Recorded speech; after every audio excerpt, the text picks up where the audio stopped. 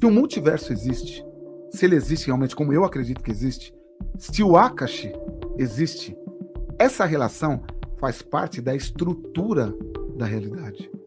Ela não é algo que foi colocado para a gente ler e não é algo que está lá porque é bonitinho. Existe uma estrutura por trás que ela participa da realidade.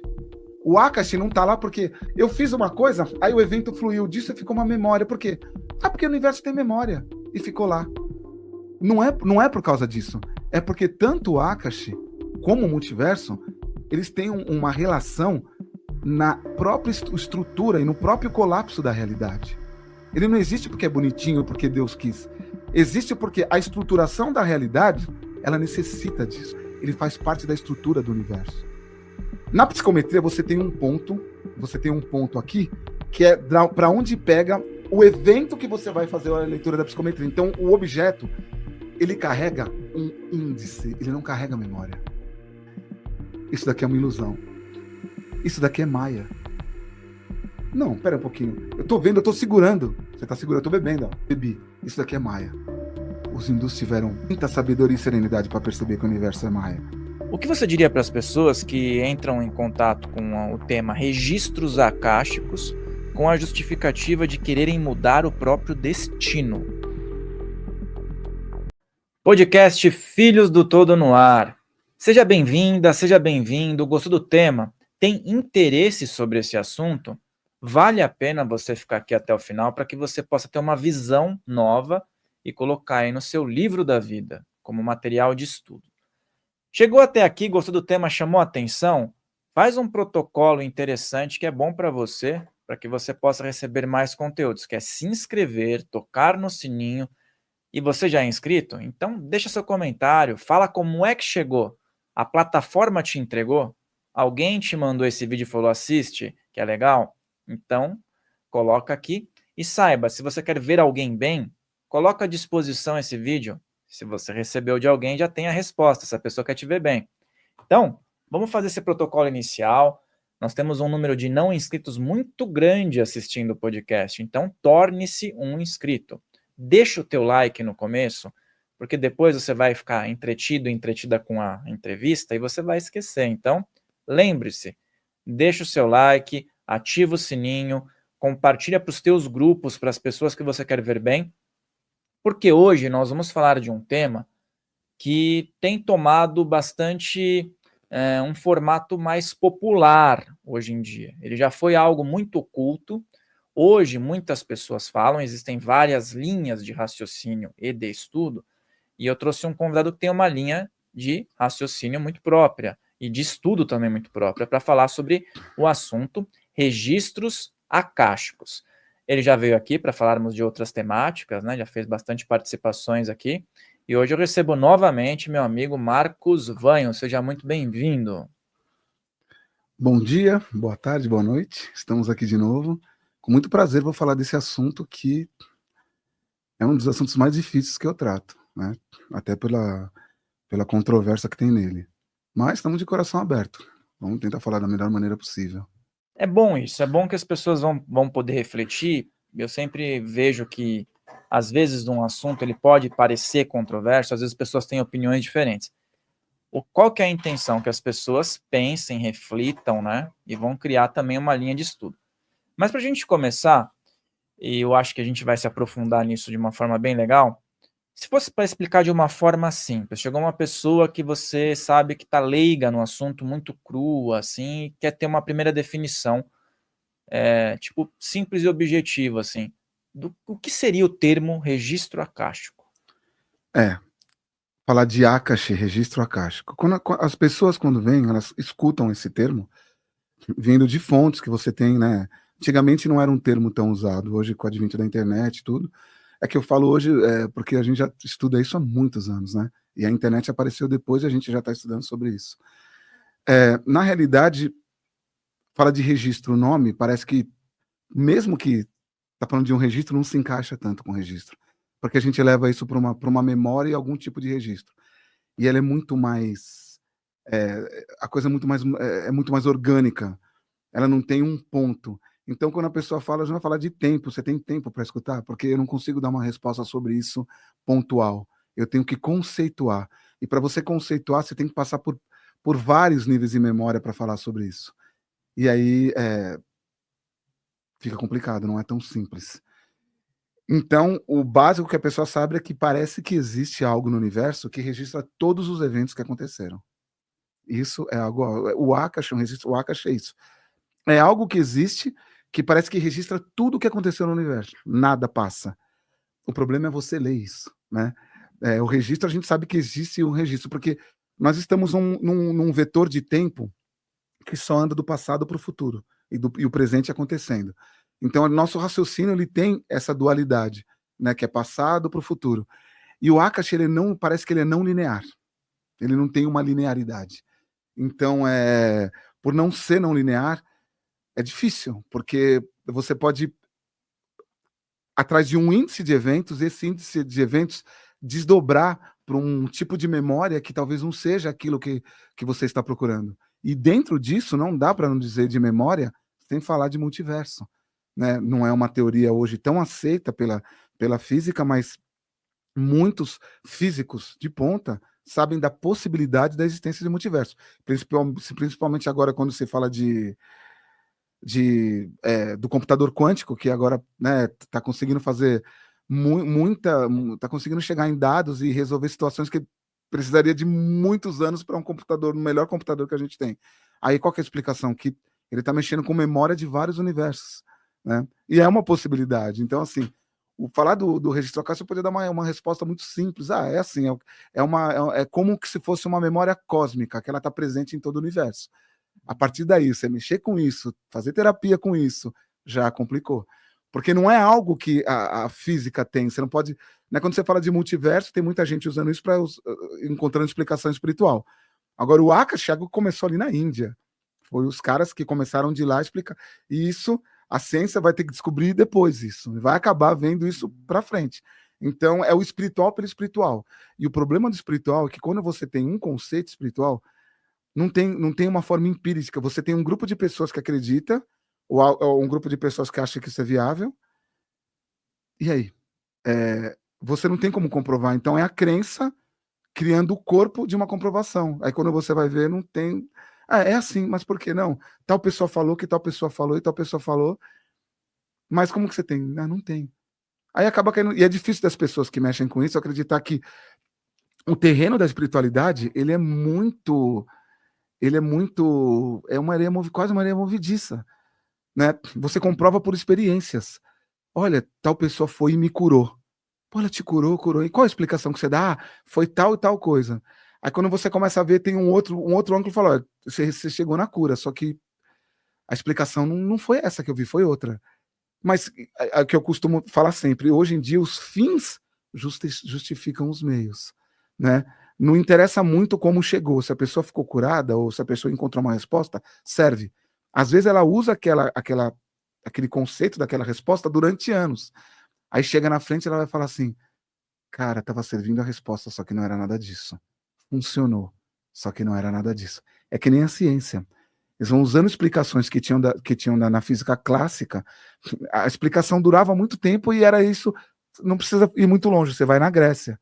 Os processos de cura que eles faziam lá, e alguns até davam certo, hoje em dia você vai falar, nossa, como que é isso? Só que vai tomando corpo, a ciência vai evoluindo, você vai explicando, nossa, vai chegando em ponto e vai explicando melhor, a coisa vai se explicando de uma maneira melhor. Aí chega em hoje, olha, a gente falava que a gravidade, o Newton falava que era só uma maçã caindo na cabeça, aí o Einstein veio mostrando, mesmo sendo clássica a teoria do Einstein, a relatividade geral, mostrando que o tecido do espaço-tempo ele se comporta de uma outra diferença. Só que o clássico do Newton ainda a gente usa aqui no mundo para resolver as coisas.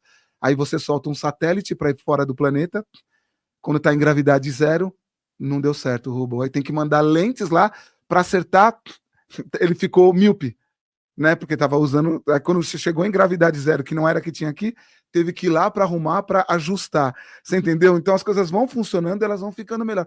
Mas você tem um empirismo, você tem como você ser pragmático. Agora, na espiritualidade, não tem. É uma pessoa pela uma pessoa, uma crença por outra, e a coisa vai se constrói terapia, se constrói centros de estudo de cura. E às vezes está funcionando só. Mas a essência da explicação não é aquela, ela funciona enquanto dá. Mas como as coisas vão mudando, a gente melhora a ciência, a sensibilidade das pessoas com os estudos que vêm vão ficando mais apurada, a criticidade das pessoas fica mais apurada. Aí vai chegando em pontos que você fala, não era isso, vamos... Isso acontece na ciência e na espiritualidade. Vamos desconstruindo, tem explicações melhores. Você entendeu? Para falar de Akashi, é uma parada que eu tenho que explicar isso, que às vezes as coisas funcionam e dá certo, só que o cerne da questão é outro. A construção da memória tem um ponto que é muito interessante, Fael. Tem uma experiência que foi feita, infelizmente agora eu não posso dar referências, mas vocês vão ver que no dia a dia das pessoas, se elas pensarem, é algo que você vai ver que nas suas próprias memórias tem isso. Eles pegaram um grupo de pessoas, eu não lembrei que eu ia falar sobre isso, mas enfim, depois nos comments, eu assisto de novo o vídeo e coloco nos comments lá qual foi o grupo que fez essa experiência. Eles pegaram um grupo de 10 pessoas que passaram um Réveillon, né? Dentro das 10 pessoas, eles pegaram 2 pessoas que eram muito sociáveis e falavam bastante, e contavam muitas histórias e pediram para elas implementarem uma memória falsa de um acontecimento que se deu tinha umas 20 pessoas, nós pegaram 10 do grupo familiar. E ele começou construindo um evento que aconteceu que era real, e chegou num certo ponto, ele incluiu um evento que não aconteceu. Ah, você lembra como estava lá, você estava trazendo a comida, aí você me deu o garfo tal, ele caiu no chão, e dentro do evento ele construiu toda uma memória que não existia. E o outro que sabia ajudou a construir a memória. E eles começaram a falar sobre isso, eles foram puxando vários assuntos, falando sobre a vida de do que aconteceu, tudo entre família, e construíram uma memória. Chegou num ponto que eles foram falar, olha, não foi isso que aconteceu. Só que até chegar nesse ponto, tinha mais de 3 pessoas colocando elementos dentro da criação e dizendo que lembrava. Dizendo que lembrava. Quando eles disseram que foi uma memória construída, a pessoa, não, eu lembro. Eu lembro do evento. E como relacionar, então? Você falou isso daí, me surgiu algo que provavelmente quem escutou a sua explicação pode ter tido essa questão. Qual o entrelaçamento disso com o inconsciente coletivo? Óbvio, né? Quem estuda de uma forma mais psicanalítica ou que não envolve tanto algo espiritual pode ter tido esse questionamento. E aí, na sequência, para você falar um pouco sobre o surgimento da terminologia, né? Se isso surgiu, se a gente tiver uma linha do tempo, qual foi o primeiro local que se tem registros sobre essa terminologia, se foi em alguma religião, filosofia, e é claro, isso a gente vai ter como uma referência inicial. Então, esses 2 tópicos, inconsciente coletivo com entrelaçamento, e em uma linha do tempo, a qual filosofia, religião ou aspecto espiritual se dá o pontapé inicial dentro desse trabalho. Quando as pessoas falam de inconsciente coletivo e arquétipo, é algo que eu piso em ovos também. Como eu estudo com pessoas a gente estuda sobre vários temas, né? Mas como a gente tem pessoas que são especializadas em alguns temas, eu tomo muito cuidado por estudar vários temas para não sair soltando informação de temas que eu não tenho toda a propriedade para falar. Você tem uma certa superficialidade para falar do tema, mas com calçado para não falar besteira, né? Isso cai, quando eu estava falando de arquétipo, depois uma professora, uma amiga minha, a Marcia Fusaro, ela falou, olha, Marcos, não é bem isso arquétipo, porque eu estava usando arquétipo para falar de Shiva, e arquétipo ficou uma coisa que ela ficou meio marginalizada. Ela estava de onde surgiu e como foi, aí a explicação é mais densa. Você falou, opa, então tem que tomar cuidado, então toma cuidado para falar sobre isso. Falando sobre, inclusive, inconsciente coletivo, as pessoas costumam confundir qualquer coisa que eu falo, se eu for falar de campo morfogenético do Rupert Sheldrake, se eu for falar de algo relacionado à memória, ele já cai sempre, então é inconsciente coletivo. Não é bem isso, porque ele construiu algo para falar sobre isso, né? E quando a gente fala sobre esses outros temas, é uma coisa muito mais que pega num âmbito muito mais geral. Quando a Blavatsky ela foi buscar as informações, que ela teve acesso a alguns livros, quando ela compilou aquilo, era muita informação, ela era uma pessoa fantástica para fazer isso. Mas vieram alguns elementos, algumas histórias, alguns conceitos que ela acabou dentro da mente dela colocando. né? E aí ela vai dando nomes e as pessoas, os discípulos vão por ela estudando. Aí você já tem a parte dela de ter pego, já ficou um pouco poluída por ela mesma, lógico, todo mundo é assim, e depois para os discípulos, aí fica mais ainda, né? E você vai procurar as pessoas que estudam, tem algumas pessoas que eu tenho dúvida, nessa parte da Índia tem 3 pessoas que eu pego bem, né? O Wagner, o Enki, por exemplo, eu converso bastante com o Enki, a gente tem algumas coisas que a gente não concorda um com o outro, mas a gente consegue fazer a coisa fluir e fica bacana. Já quebramos o pau, já nos entendemos, e ele mesmo, que é a pessoa que eu pego quando vai estudar a parte mais, aí ele fala, cara, quando eu tava falando com ele, ele falou, eu não vi de onde veio isso. Você sabe que os caras falavam lá atrás, os istes, como que pega um assunto desse? É que eu costumo falar quando o Marcos Murakami me falou da percepção do Feng Shui. Eu estou colocando os pontos, mas eu vou relacionar eles. O Feng Shui, eu acho que eu já falei até sobre isso. Quando Feng Shui, porque ele fala, sem falar do termo chinês, Feng Shui. Hoje caiu para aquilo, você vai na sua casa, você arruma um negocinho. Lembra que eu falei, os fins justificam os meios? Às vezes até dá certo, né? Mas se você for pegar o estudo ali, é bem profundo. Você tem que pegar quando a pessoa nasceu, você tem que pegar a casa onde ela está, a energia dela, e você vai fazendo as relações para saber. Um estudo profundo não é um estudo de colocar só um negocinho na frente. Ele pega numa estruturação muito séria sobre isso. E quando eu conheci ele nos anos 90, ele estava falando assim, ó, ele deu uma explicação muito interessante, porque o pessoal ia na China, você tinha lá você tinha as montanhas, tudo, então o cara era sensível, né? Ele chegava num certo ponto e ele sentia, ele ia fazer meditação num ponto, ele sentia um certo padrão. Ele mudava o ponto, ele sentia e falava assim, nossa, mas ali onde eu meditei tem um riacho passando, tem uma cadeia de montanhas ali, poxa, interessante. Aí ele mudava o local e, poxa, mas aqui tá diferente, eu percebi isso. E aí eles foram construindo, por essa sensibilidade, os locais que ele ele ia, pô, ali tem uma montanha, ali tem um rio, é aqui onde as pessoas ficam, a plantação ela corre de uma certa maneira. Nossa, que interessante, tem a passagem quando a lua tá assim, quando tá em certa época do ano, você entendeu?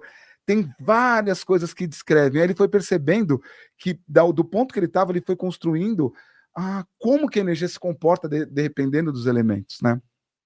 Então, é profundo, não é tão simples. Aí você pega os rishis, os caras lá, que estavam meditando, não tinha, lógico, as preocupações que a gente tem hoje no dia a dia. Eles tinham tempo para sentir com muita propriedade. E aí os caras iam navegando por relações que eles construíram todo o conhecimento que vem da Índia.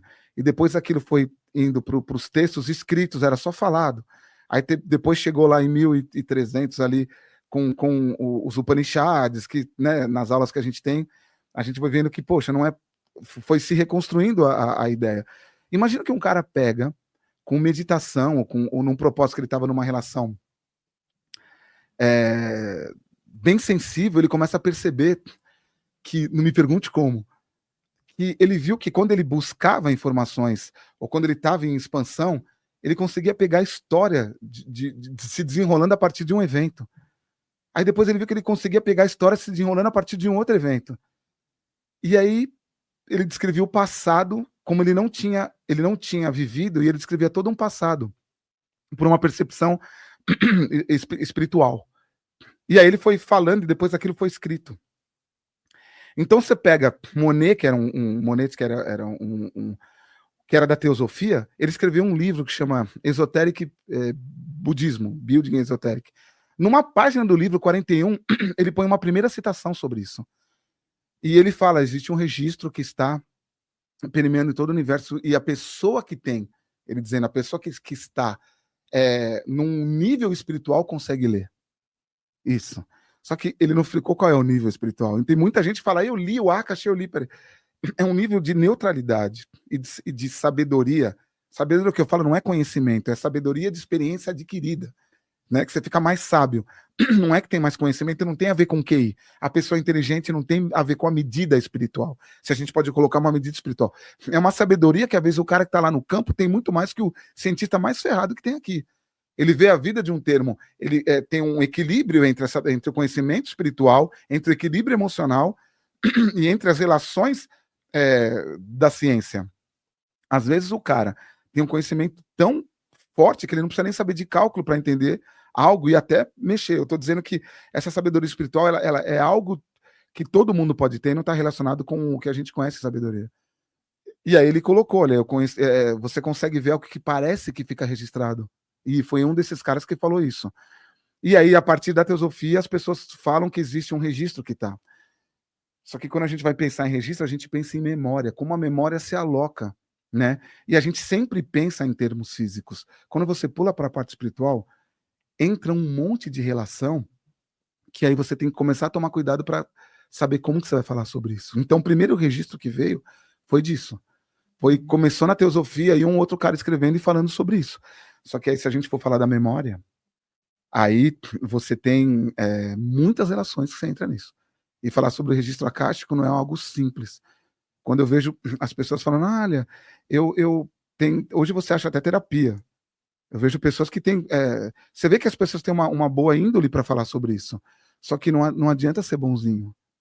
Você tem que entrar por caminhos que às vezes te incomoda para falar sobre. E se você pega alguém que já está falando sobre isso e montou todo um estudo sobre isso, montou quase uma ciência que é uma sabedoria, não é ciência, sobre isso, aí você fala, ó, o princípio do que você pega não é bem por aí. Não é bem por aí, já destrói tudo. A pessoa não quer escutar ou entra em parafuso, falando, não é isso, eu tenho comprovação, ajudei centenas de pessoas. Os fins, às vezes, justificam os meios. Às vezes você ajuda e não era bem, você está entendendo? Então, assim, falar sobre Akashi, a construção da busca da memória e como que a pessoa lê, é muito sensível. Tem algo que você quer falar sobre isso?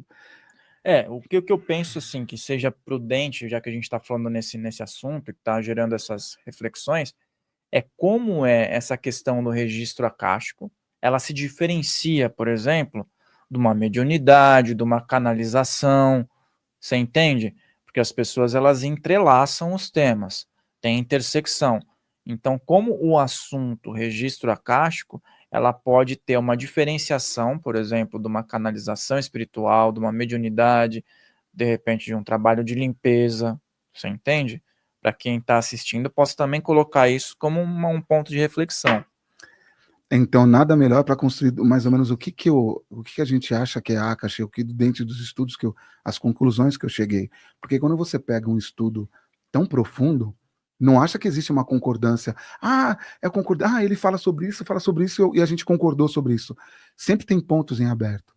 Que às vezes você aceita uma explicação que já está no seu escopo e ela vem fácil, e você aceita a explicação, aí você vai construindo tudo. Aí chega num ponto que ela estava escondida e ela se tornou necessário para dar um corpo ao sistema. Aí você vai buscar ela, você vê que não bate com outras relações que você já tinha dado como certeza. Aí você tem que voltar atrás e reconstruir. Isso é um problema até para a ciência, né? As descobertas que vêm, às vezes os caras ficam até com o pé, mas isso não fala nada, aí você tem que construir um novo caminho, né? E com a espiritualidade, então, ela passa muito mais batido com relação a isso, né? É isso que eu ia perguntar na sequência, se já existiu ou se há uma cogitação de uma validação. A validação é extremamente pessoal de quem veio, de grupo de pessoas que chegam à mesma conclusão. Então, você fala de memória, o que a gente entende de memória? Você viu um evento, né? O evento ficou registrado na sua memória como um evento certo, e aí, passando o tempo, você escreve ele e ele está lá. Nada mais que uma inscrição, você passar e já está todo poluído, né? Quando você vai falar sobre o Akashi, você começa a ver uma memória que você não teve acesso, né? Primeiro a gente vai falar sobre a leitura. Quem lê? Como lê? Desculpa. Essa pessoa... Existem duas pessoas que eu falei sobre Akashi, que são que me exalam confiança na leitura, sem ter um processo de uma validação empírico-pragmática, simplesmente espiritual. São pessoas que eu confio, né? Eu falei mais de Akashi com Wagner Borges que com Alberto Cabral, né? E mais com o Alberto Cabral. O Wagner tem uma memória assim absurda para leitura, ele consegue relacionar coisas que, né? Então, por exemplo, o termo mesmo do livro, né? Que está escrito Assassi. E ele eu falei, por que os caras traduziam? Ele falou, a tradução começou errada antes. Então parece que o cara tem uma biblioteca na cabeça, é impressionante, né? Às vezes o que ele acha, o que ele conclui sobre isso não é bem não bate bem com o que eu vejo. Mas como você não tem nada certo, é algo que você vai jogando dentro da relação. E os dois me falaram a mesma coisa. Mas como que você leu a Akashi? Eu falei assim, eu não sei. Eu sei ler. Eu não sei, eu sei que... E muitas vezes eu falo, aqui sim. Se fosse uma conversa fora do corpo, a gente ia poder falar, ó, esse é o caminho. Mas aqui, não sei, eu sei. Sabe aquilo que você sabe fazer no momento, mas eu não consigo ter uma explicação para te falar? E o Cabral me fala a mesma coisa. Ó, eu sei, mas eu não sei ler. Então, quando eu pego eu não sei te explicar como eu leio. Quando eu estou um estado de prática que entra essa relação de meditação, e eu consigo ver algo do passado, às vezes é patrocinado por relações de sentir que eu tenho confiança, que eu sou crítico mesmo com isso, porque passa pelo meu escopo de referências. Então, o que eu faço? Eu vou construindo da melhor maneira que eu posso. E eu vou chegando a algumas relações. E você não vai ver nenhum dos dois, que são as pessoas com que eu confio, falar sobre isso. Ah, então, eu vi no Akash assim, sensado. Olha, eu li, você já viu eles falando? Isso que me surgiu aqui, esse ponto, né, da validação, né, claro, mas assim, dentro desse estudo, quem poderia ter essa autonomia para acessar o registro akáshico? Você entende o que eu estou falando? Qual é o princípio para alguém que está dentro desse universo, que nem você falou, eles deram uma resposta num padrão junguiano. Eu não sei como é, só sei. Não sei te explicar, mas sei que consigo, né? Mas como que seria, então, essa questão? A gente pode até relacionar. É uma aptidão? Dom é um pouco relativo falar sobre isso. É uma aptidão natural? É algo que se pode construir através de um aspecto empírico? É algo que é técnico?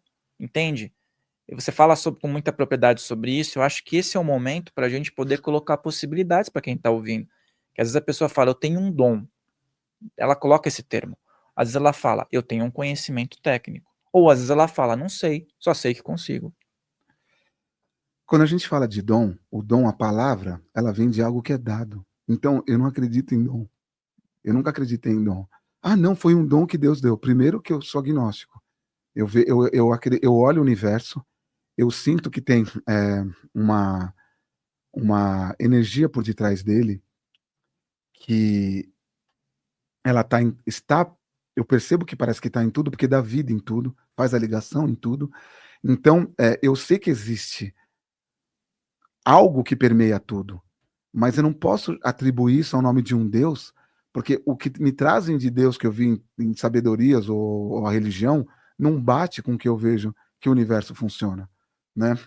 Então, eu não acho que tem um ser ou a espiritualidade te dá um dom. Eu acho que tudo é uma conquista. Mesmo que se a pessoa tem uma clarividência, ela consegue abrir a clarividência agora com uma certa facilidade, eu tenho certeza que foi conquista de outras vidas e agora a gota caiu no copo e transbordou, ela conseguiu abrir aqui também. Então, o dom é algo que eu coloco meio, para mim não bate muito. A aptidão eu vejo pela serenidade das pessoas. Quando a pessoa ela não te dá certezas, as pessoas que dão certezas são as que mais eu fico com o pé atrás. Infelizmente, eu vejo muita gente dando certeza de tudo. Não é um problema você não dar certeza.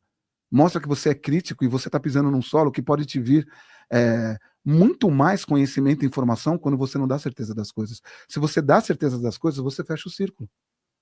Ele fica totalmente fechado. Eu não tenho certeza disso. Tem certeza disso?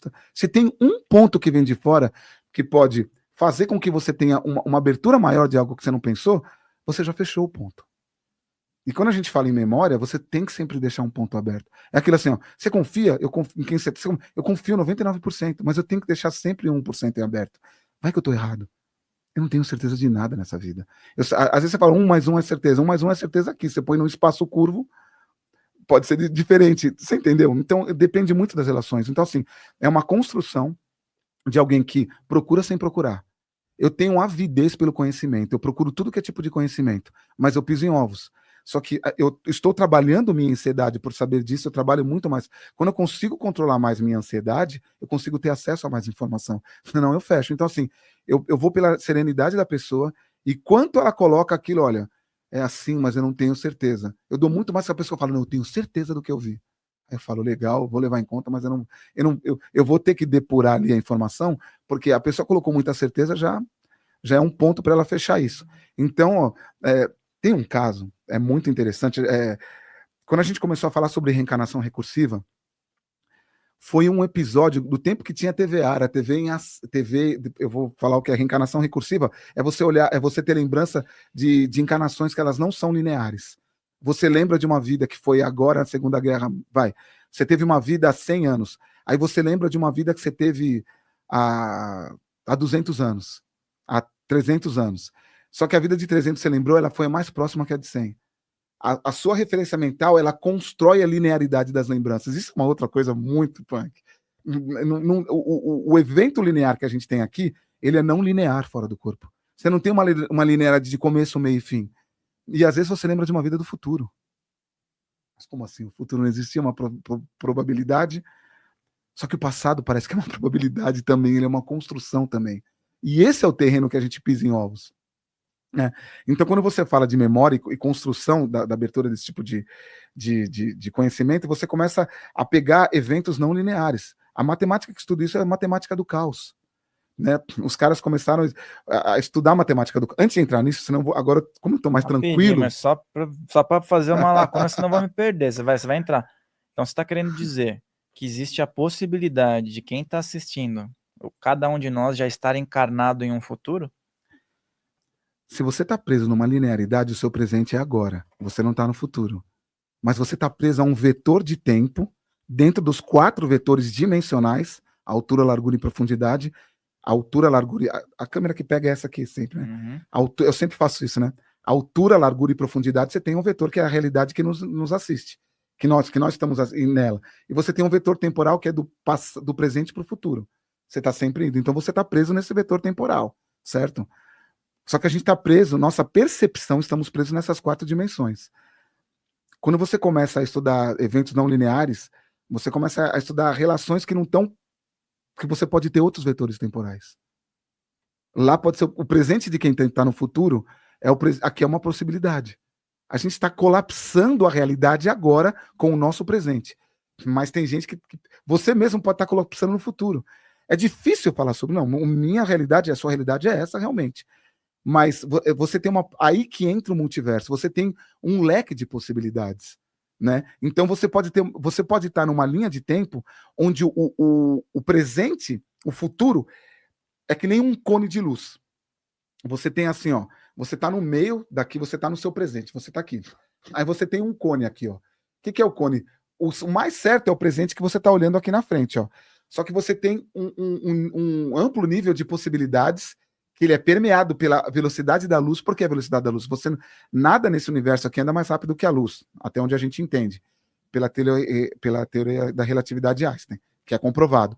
Você está dentro de um cone, onde o cone é a velocidade da luz. Eu não consigo dar um salto mais rápido que a luz e aparecer no Japão instantaneamente. Nem que eu me mova pela velocidade da luz, eu tenho um tempo até chegar lá. Então você tem um cone preso dentro da velocidade da luz. Só que esse cone ele tem várias possibilidades de futuro. Então, você tem uma linha reta que o que nós estamos fazendo aqui nos leva a um futuro certo. Só que você pode, de acordo com as suas escolhas, você pode desviar ele um pouco. E aí o futuro que era certo daquele pode mudar. Por isso que as profecias, às vezes, elas cambaleam um acerto, outro, porque às vezes ele lê daquele momento. Se o cara tiver um momento bom, sereno, ele pode ler o que é daquela leitura realmente e pegar o que acontece, mas... Se mudar os eventos, ele pode... Não é que ele estava errado no momento, ele simplesmente pegou um futuro que não existia. Porque tem um ponto chamado multiverso. E não dá eu não consigo fugir disso quando a gente fala de tempo, quando a gente fala de realidade. E eu tive uma comprovação minha, pessoal, física do multiverso. Eu já falei que eu tive pelo menos umas 3 comprovações. E uma foi patrocinada. Eu perguntei para o grupo de aproximação que a gente tem. Eu tenho um grupo de muitos anos de aproximação com extraterrestre, e eu nunca pedi nada assim diretamente, mas teve 2 coisas que eu pedi, uma dessa foi essa. Falei, eu preciso resolver uma coisa assim, como vocês poderiam me mostrar, não me ajudar, me mostrar. E eu tive uma projeção daquelas, que nem se eu tivesse aqui, o difícil é, se eu lembro do passado agora, eu tô falando aqui com você, e quem me falou isso foi a Maria Mulambo, é uma pombagira, eu nunca esqueço disso. Eu tava falando disso, ela falou assim, ela me deu uns toques assim, absurdos. Ela falou assim, Marcos, pensa no passado. Pensa em algo que aconteceu há 10 anos atrás. Eu vou lá, busco. Pensa no evento. Agora pensa, sabe aqueles sonhos que você tem que você não esquece? Você tem um grupo de sonhos que você fala, eu lembro que eu sonhei. Você sabe que foi sonho, às vezes. Pega uma lembrança muito sua da infância e pega esse sonho. O jeito que vai vir na sua memória é igual. Você só sabe porque você acredita que viveu aquilo. O jeito que vem é igual. Então, assim, você entendeu? Você tem certeza do seu passado? Você tem certeza das suas memórias do passado? Porque o evento, e eu estava perguntando para ela, um evento que eu tive de criança, que eu não tenho explicação. E minha própria mãe tirava barato de mim, escova de dente. Que era um objeto que eu vi que era um charuto e teve um ponto teve muito pontual no meu passado a partir disso. E aquilo ficou tão forte que eu conversava com os meus amigos de infância, eu falava para eles, não, aquele evento, e um deles me confirmava o evento. 2 deles me confirmavam. E quando a gente foi crescendo, eu fui perguntar, ele falou, Marcos, eu falei aquilo para você não ficar triste. Eu não lembro desse evento, que você sempre falou. E eu fui perguntar para ela desse evento. Ela falou, esse evento aconteceu com você, não com os outros.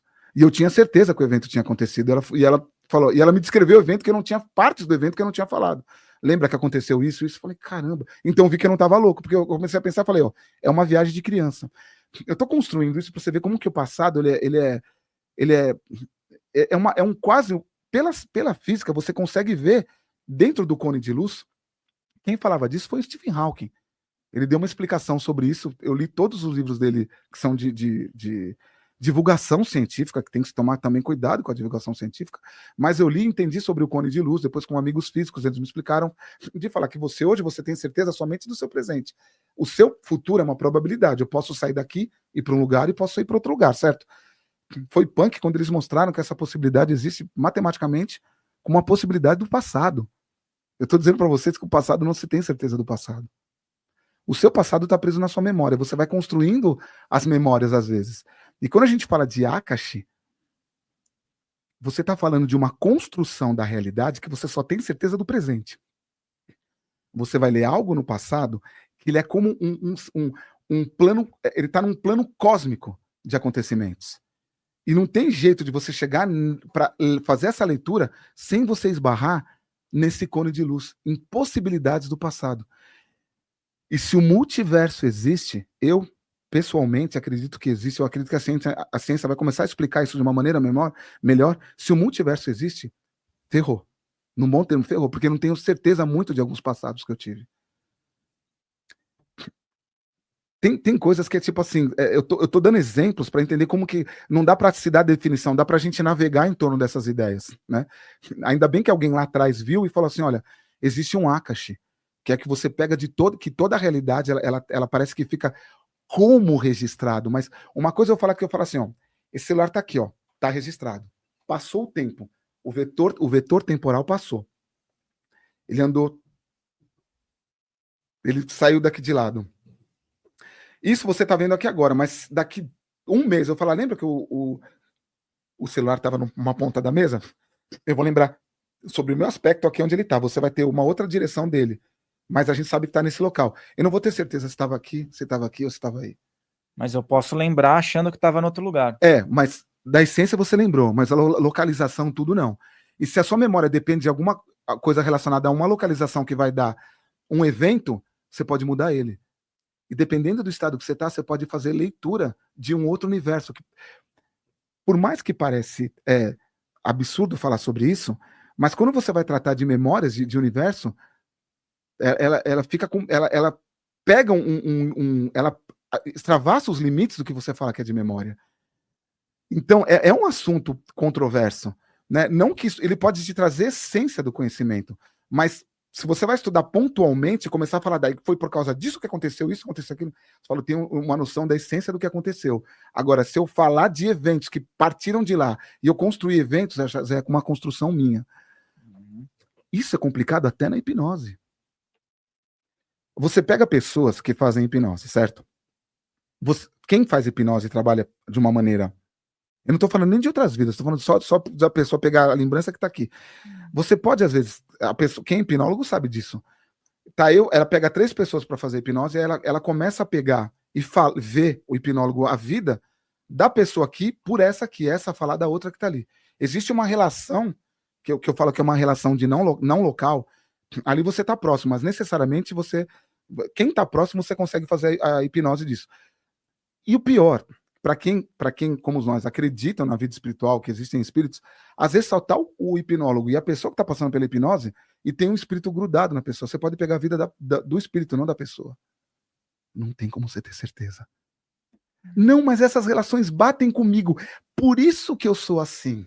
Ah, então foi por causa dessa vida que você pegou, às vezes é por causa da entidade que está grudada nela.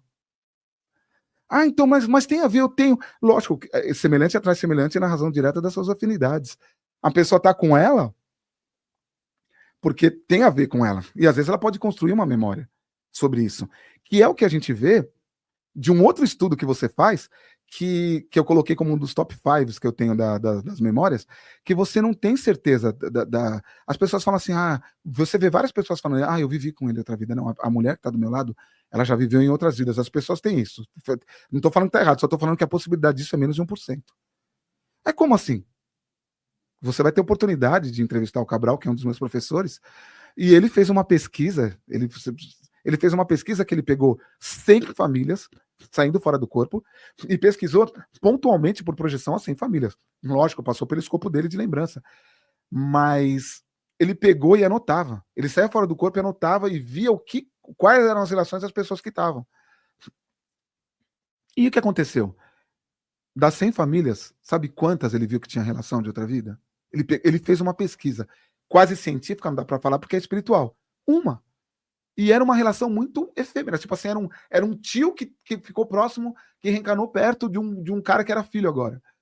Você vai desmontar todo o esquema espírita que fala de vidas, de laços eternos, que não para mim não existe nada disso. Como que você vai falar sobre tudo isso? As construções, as pessoas, elas colocam, não, então isso que está acontecendo, minha vida melhorou depois que tudo bem, melhorou. Mas será que a explicação é essa? Novamente, os fins justificaram os meios. Você quer saber realmente o que acontece com a sua vida espiritual e o que você tem para aprender, ou você quer que as coisas se resolvam? Se as coisas se resolvam, legal. Como eu não tenho interesse nisso, eu quero saber como a coisa aconteceu, foi que eu falei com o Vital, que está no grupo de estudo com a gente. Nos anos 90, quando eu levei para ele sobre reencarnação recursiva, e sobre isso eu falei assim, não é certo que as pessoas constroem tudo uma relação que faz hipnose. Convivi com meu marido, era meu marido que é esse da outra vida. É muito difícil. Você tem tanta coisa para aprender nessa vida. Você tem inúmeras coisas para aprender. Eu vou falar uma coisa que é lógica. Eu tô com a Ana. A gente passa muitos desafios juntos. De pessoas encarnadas, você tem uma quantidade. Você sabe quantos milhões, bilhões de pessoas que tem encarnada hoje? Mais de 8, né? Parece que no plano astral, quem faz estudo é o triplo, que está lá esperando, né? A gente fala com o senso espiritual, de pessoas que eu acredito que pesquisam sério e falam sobre isso. Tem um monte de pessoa na fila para reencarnar. Você tem um jogo de possibilidade absurdo de eventos na sua vida, porque o seu emocional, você não vem aqui para resolver uma coisa, você tem uma gama de relações emocionais para resolver. E você se inclui com as pessoas, é o que a gente chama de confluências probabilísticas. As coisas se ajustam para acontecer isso, você encontra pessoas que participam do seu karma em grupo, não o seu pessoal. Você entende como que a infinitude que tem de relações para isso? Aí o que acontece? Aí você desencarna e você cai numa outra reencarnação que tem uma miríade de coisas para você, muda as relações de karma. Assim, você resolve algumas coisas, outras não. O universo ele vai pegar o pessoal que conviveu com você para jogar, olha, você só.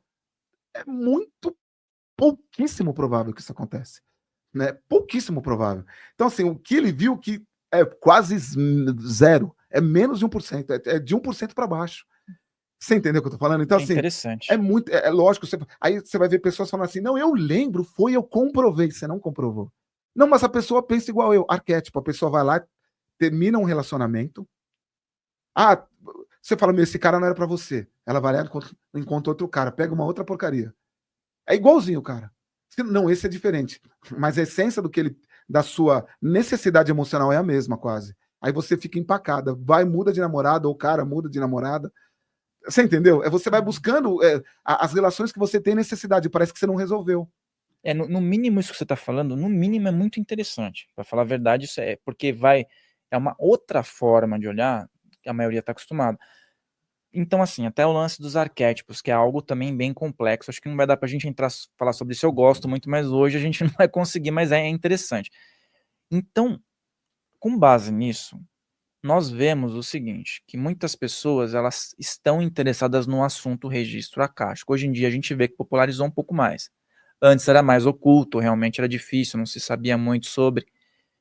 E aí eu vejo que há um interesse, isso por pesquisa, por pessoas que a gente conversa, há um interesse de saber sobre o registro acástico, especificamente para a pessoa ter uma informação de uma vida anterior. É o de praxe, né? O que aconteceu numa vida anterior, quem eu fui, assim, curiosidade reina, você sabe muito bem disso.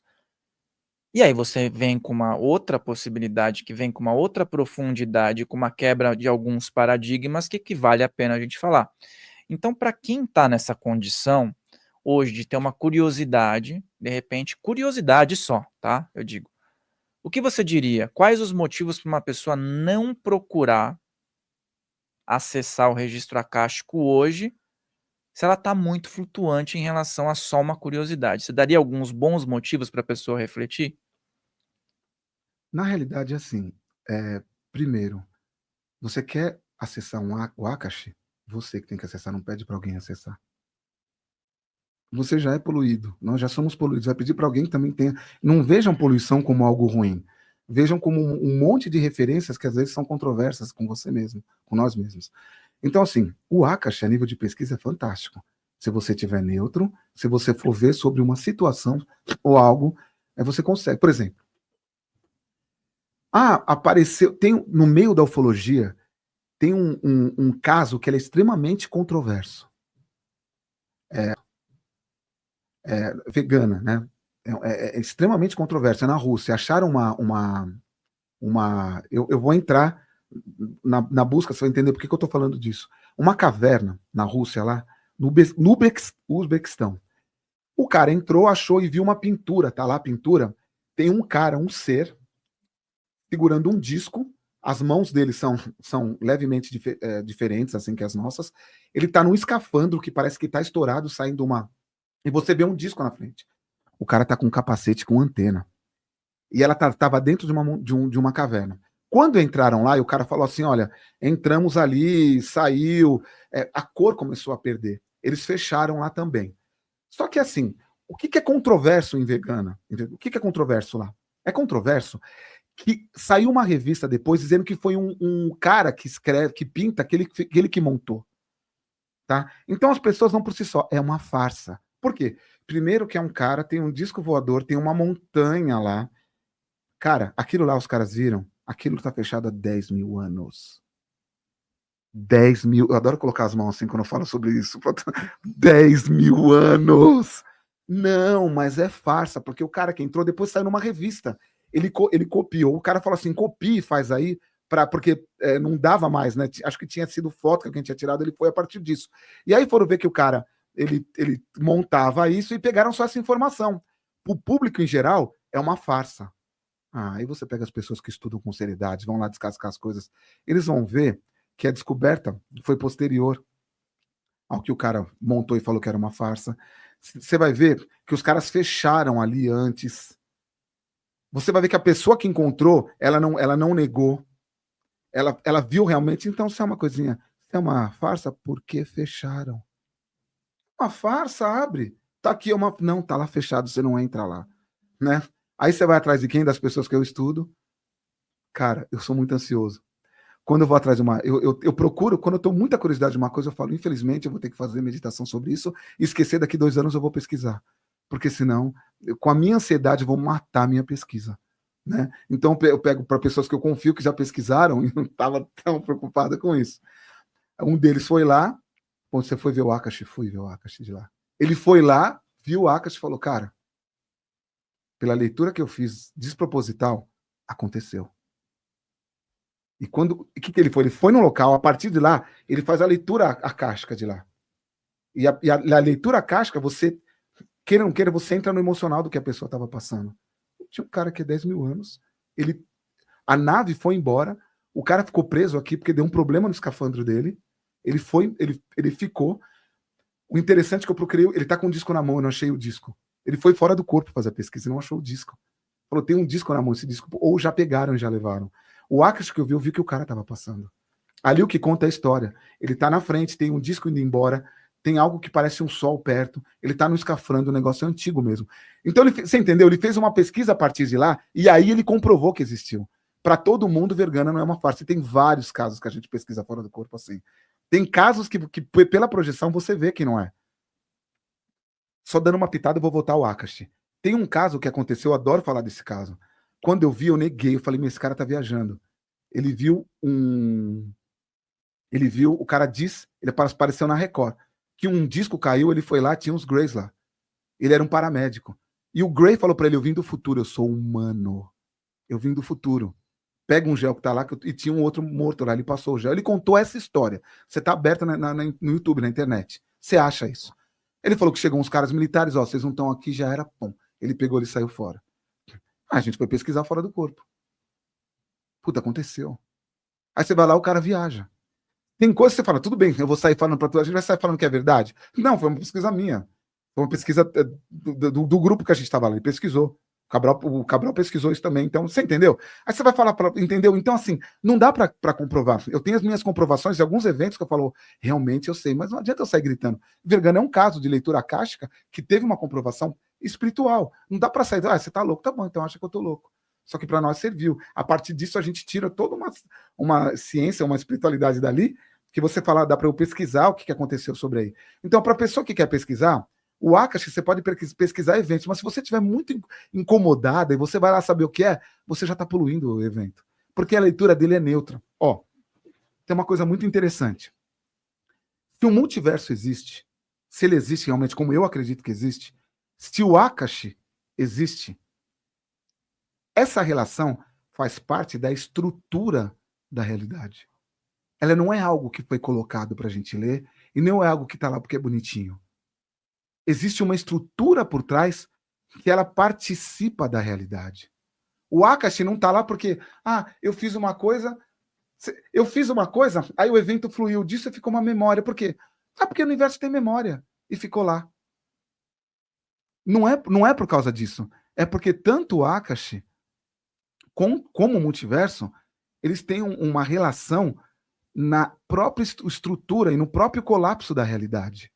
Ele não existe porque é bonitinho, porque Deus quis. Existe porque a estruturação da realidade, ela necessita disso. Nem que seja algo que ele veio de lá. Isso, aconteceu algo e por causa disso, sim. Mas ele está ligado ao evento. Então ele não existe porque é bonitinho, porque é legal.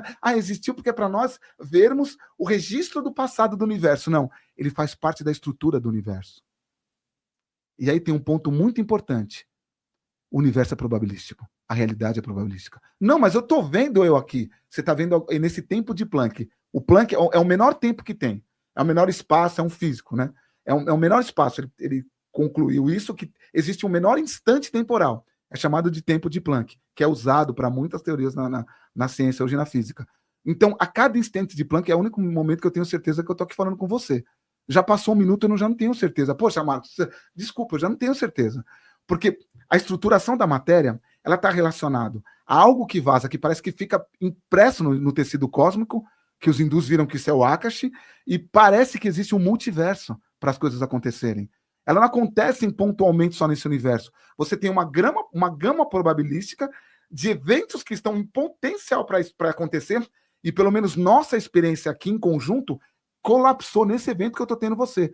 Mas podem existir outros marcos no mesmo foco consciencial que estão colapsando outros eventos, que têm outra memória do passado. Sendo assim, quando eu venho para ler o Akashi, que ele é universal, ele não é de um universo só. O Akashi está ligado a toda a estrutura do universo. Ele está ligado como multiverso, ele está ligado a toda a estruturação do universo. Quando você vai ler, primeiro você pega da sua âncora, que é o seu ponto. Entendeu? Mesmo que eu saia fora do corpo, eu tenho um cordão, um conduto de luz que me liga ao corpo. É a âncora do meu universo. Como eu estou mais sutil, eu posso, de repente, navegar por outros universos. É uma outra história, não dá para falar, é sobre multiverso. Eu posso ter experiências em outras camadas de realidade, mas a minha âncora é meu corpo físico, então eu vou voltar para o meu corpo, certo? O universo inteiro ele tem essa ligação, você entende? Então o que acontece? Quando você vai ler, dependendo do seu estado emocional, você pode ler de um outro. Eu vou ler um evento meu. É complicado, você tem que ler eventos, não pessoas. Você fala, deixa eu ver esse evento. Se você estiver inserido no evento do Akashi, né, você Eu tenho marcos que tem outro estado emocional na hora que foi impresso. E se no momento que eu tô é muito mais condizente outro estado emocional, eu vou ler um outro passado que não é o meu. Você entendeu? Ah, é terapêutico. Que seja, mas não faz parte da sua realidade aqui. Pode ter algumas relações, porque você tá preso. Você entendeu? Então, assim, mesmo o Akashi, quando. Isso é um dos problemas de ler o Akashi. Sabe qual é o outro problema? Você vai ler o Akashi, você tá num estado emocional que você vai ler um Akashi que não tem a ver com você. Aí, que nem o cara foi em vegano ali. Eu vou lá nas Torres Gêmeas, que é o que eu chamo, é um grande atrator de acontecimentos nas realidades. Várias realidades aconteceu aquele negócio da Torres Gêmeas. Então, ele fica como um ponto, quando você vai lendo o passado, você pega esses grandes atratores que você sabe que tem a ver com o seu universo. Tem universo que as Torres Gêmeas estão em pé. Tem universo que deflagrou que a gente destruiu o planeta por causa das Torres Gêmeas. Até arrepia, tem universo, você entendeu? Então são âncoras que você pode fazer leitura. Você entendeu como a leitura ela é tão. É um terreno tão. Não é tão fixo. Então você pode ler outras coisas e pode servir. Se você não estava no evento, então, pior. Vou ler um evento que aconteceu. Poxa, aconteceu esse evento, assim, assim, assado. E, dependendo da sua intenção, olha só, você imprime na leitura, porque é muito sutil, faz parte da realidade. Só que é uma realidade que passou, então você tem ela como um potencial. Para as pessoas entenderem, o que falar de potencial? Porque parece simples a gente usar esse termo. Eu tô aqui, ó, você tem uma energia que você solta, ele vai desenvolver uma energia cinética e vai cair o celular, vai quebrar. Se eu deixar ele no chão, ele não tem essa energia. Ele tem um outro conjunto de energias, mas não esse potencial que eu fiz assim, ó. Ó, peguei o celular, coloquei na mesa. Ele aqui tá normal, tá zerado. Se eu der um empurrãozinho nele, ele vai cair, vai quebrar. Da onde vai essa energia? Lógico, a gravidade está puxando. O que eu criei? Eu tirei do solo, deixei uma energia potencial. Ela não está aparecendo aqui, só que ela está aqui. Se eu fizer isso aqui, ele cai. Então, o universo ele tem toda uma potencialidade de acontecimentos, que nós deflagramos esse acontecimento. Então, quando passa o tempo, você vai ler um registro, ele está em potencial, porque tem vários universos que fizeram parte daquele registro. Dependendo do jeito que você vai ler, você lê o registro, dependendo até do seu estado emocional, você vai ver uma outra linha. Você entendeu? Então, você vai procurar saber de outra vida, primeiro, deixa passar uns 2 anos, deixa ficar tranquilo, você fala, agora eu procuro, aí você tem muito mais possibilidade de saber sobre você do que você saber o que aconteceu. Você entendeu? E se você for ler, você tem que ler por você. Ah, vai lá, lê tal registro acástico. Você pode ler, a pessoa que vai ler, ela vai te falar. Entendeu? De algum evento. Então não dá para. É muito melhor você ter uma retrocognição, você estudar projeção astral, fazer meditação, ter uma retrocognição por você mesmo e ver o seu passado e você não culpa ninguém. Se alguém te falar alguma coisa errada. É que eu falo, é muita responsabilidade quem trabalha com terapia. Porque a pessoa ela tem que ter noção dessas coisas que eu tô falando. Senão ela vai começar a criar relações que vão dar certo. Só que você não sabe se vai pegar no karma exatamente. Às vezes você reencarna para resolver um probleminha. Lógico, tem várias coisas, mas tem um problema que ele é pontual na sua vida, que você só pode resolver nessa encarnação. Você vai pedir para alguém resolver. Dá para você ver, a pessoa vai, olha, é isso que você tem que fazer. Fugiu da sua escolha, você já jogou a sua escolha na mão da pessoa. Então, eu não quero falar que um terapeuta está errado em fazer. O melhor terapeuta é aquele que não dá certezas. Não é aquele que fala, você teve essa vida sem acesso. Olha, me parece que as relações estão mostrando para esse evento que tem a ver com essas relações que estão acontecendo aqui. De repente, tenta perceber em você o que pode te aclarar sobre isso, certo? Mas dar certezas é complicado. É complicado até para a pessoa que procura. Então, o Akashi, como pesquisa, é ótimo. Agora, para você saber da sua vida, procura você se conhecer, fazer uma retrocognição, ou se você procurar um profissional, procura um profissional que quer te ajudar a te mostrar caminhos, não te dar certezas. Não te falar, não, essa pessoa que era seu marido que estava. Já ferrou. É ele que tá te ferrando. Você tá reencarnando com ele várias vezes. Para reencarnar com uma pessoa já é quase impossível várias vezes. O problema não é o cara, é o arquétipo. Você vai estar sempre puxando alguém que era daquilo. Então, como o Vital falou para mim, como eu falei, ele falou assim, olha, é terapêutico para mim, tá bom. Você pode resolver agora, mas tudo bem, na hora você está resolvendo, mas para ter essa noção, então você tem que pisar em solo de resolução que está agora. Às vezes a pessoa está com a cara enfiada na lama. Você tem que puxar ela, jogar uma água. Você está vendo a realidade? Solta de novo. Aí ela levanta sozinha. Né? E quem falava isso a primeira vez era o Wagner, quando eu comecei a estudar nos anos 90. Olha, é para isso que servem as terapias. Mas no fim das contas é você que tem que fazer a escolha. A relação, você falou da retrocognição, tá? Beleza, pode ter uma retrocognição fora do corpo também. Existem várias possibilidades. mas a relação da retrocognição e da psicometria em relação a esse processo. Então, você explicou esse termo, então eu acho que é interessante a gente colocar essas duas possibilidades relacionando esse tema aí do Akashi, né? A psicometria, o que é esse fenômeno? A pessoa, ela, por algum material, ela consegue pegar. Vou aproveitar, vou até. A pessoa pode pegar um objeto, e como eu te disse, na própria relação do espaço e da realidade, estão todo o potencial de eventos. E a partir do objeto, ela faz uma leitura e consegue pegar o que aconteceu nesse. A psicometria, através dessa relação próxima, você consegue fazer a leitura do registro. Vale uma coisa que é incômoda. O passado, eu sempre pergunto, porque eu vi um físico falando isso nos anos 90, em 96 propriamente, eu sempre falo sobre ele, que é o David Deutsch. Ele é um físico israelense que ele está à frente também, na faculdade de Oxford. E ele fala sobre multiverso e mecânica quântica relacionada aos computadores quânticos. Ele é um físico que está bem em ponta fazendo isso. Tem um livro dele, chama Essência da Realidade. Ele é denso até. Não é nem quase divulgação, é uma divulgação, mas ele é bem denso. E ele que, a princípio, falou algo que eu não vejo as pessoas levarem em conta e teria que levar. Ele é o único que fala que o que quebra os paradoxos das viagens no tempo é o multiverso. Tá? Se você tem vários universos no passado, se você mata seu avô no passado, você vai para o passado, mata o seu avô, você não era para existir no momento que você mata ele, concorda? Você matou o seu avô, que vai fazer sua mãe, que vai fazer você... Né? Então, alguns falam que a viagem no tempo é impossível, porque você tem o princípio da entropia, não tem como você explicar a entropia com viagem no passado. Só que assim, o único jeito de você quebrar esse paradoxo é com a teoria do multiverso, que já se mostrou que é uma teoria provável. Quando você volta no passado, você não vai voltar no seu passado. Você vai voltar no passado provável. Que naquele passado, a história que você vai construir, ela é viável para o presente dela, e não para o presente da história que você está. Então, De Volta para o Futuro, eles não vão... Quem assistiu De Volta para o Futuro tem várias relações ali, por exemplo, se vocês assistiram, tem uma hora que ele volta, o Michael J. Fox, né? Ele volta, aí ele acorda. No 1, que é o clássico. Classicão, aí ele tá andando, ele fala, ele tá cansado, passa todos os BO, ele passa pela sala dele, certo? Aí ele para, ele volta. Quando ele olha aquela sala maravilhosa. Como que a sala tá maravilhosa? Como que ele lembra daquela sala? Aí ele vai conversar com a irmã dele, com o pai, com a mãe, tá todo mundo diferente, vocês lembram? O pai tá espertão, a mãe tá pau, o irmão tá não sei o quê, né? Mas quem construiu aquele passado que ele não lembra? Ele tinha que lembrar dos dois passados. Porque ele lembra do passado que era todo mundo meio babaca. Mas ele tá lembrando do passado que tá todo mundo muito esperto. E ele não lembra, tanto que ele... Mas você tá assim? Ele pergunta, mas você tá assim? Ele pergunta, né? Você entendeu? Tá errado isso. Ele veio de outro universo. E mesmo assim, se ele sai do universo e por algum motivo você tem um foco consciencial, imagina que tem uma consciência, Michael J. Fox, que daquele ponto consciencial, ele emana para todas as realidades.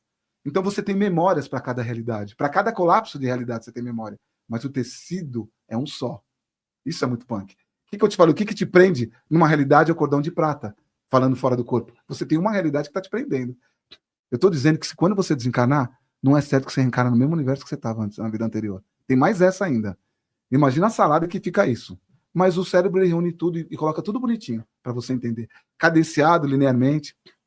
Então, ele tinha que lembrar de... Então, eu só dei esse adendo, né? Ele disse que a única coisa que quebra os paradoxos temporais, inclusive o paradoxo do avô, que é você matar seu avô, você não existe mais, é o multiverso. Em algum universo você está existindo. Então, eu estava falando do Akashi. Essa relação, eu estava falando até dele. Quando você está falando de psicometria, eu vou buscando, você vê a memória, eu estava falando dele, isso, aí cai na psicometria. Na psicometria, você tem um ponto aqui, que é para onde pega o evento que você vai fazer a leitura da psicometria. Então, o objeto, ele carrega um índice, ele não carrega memória.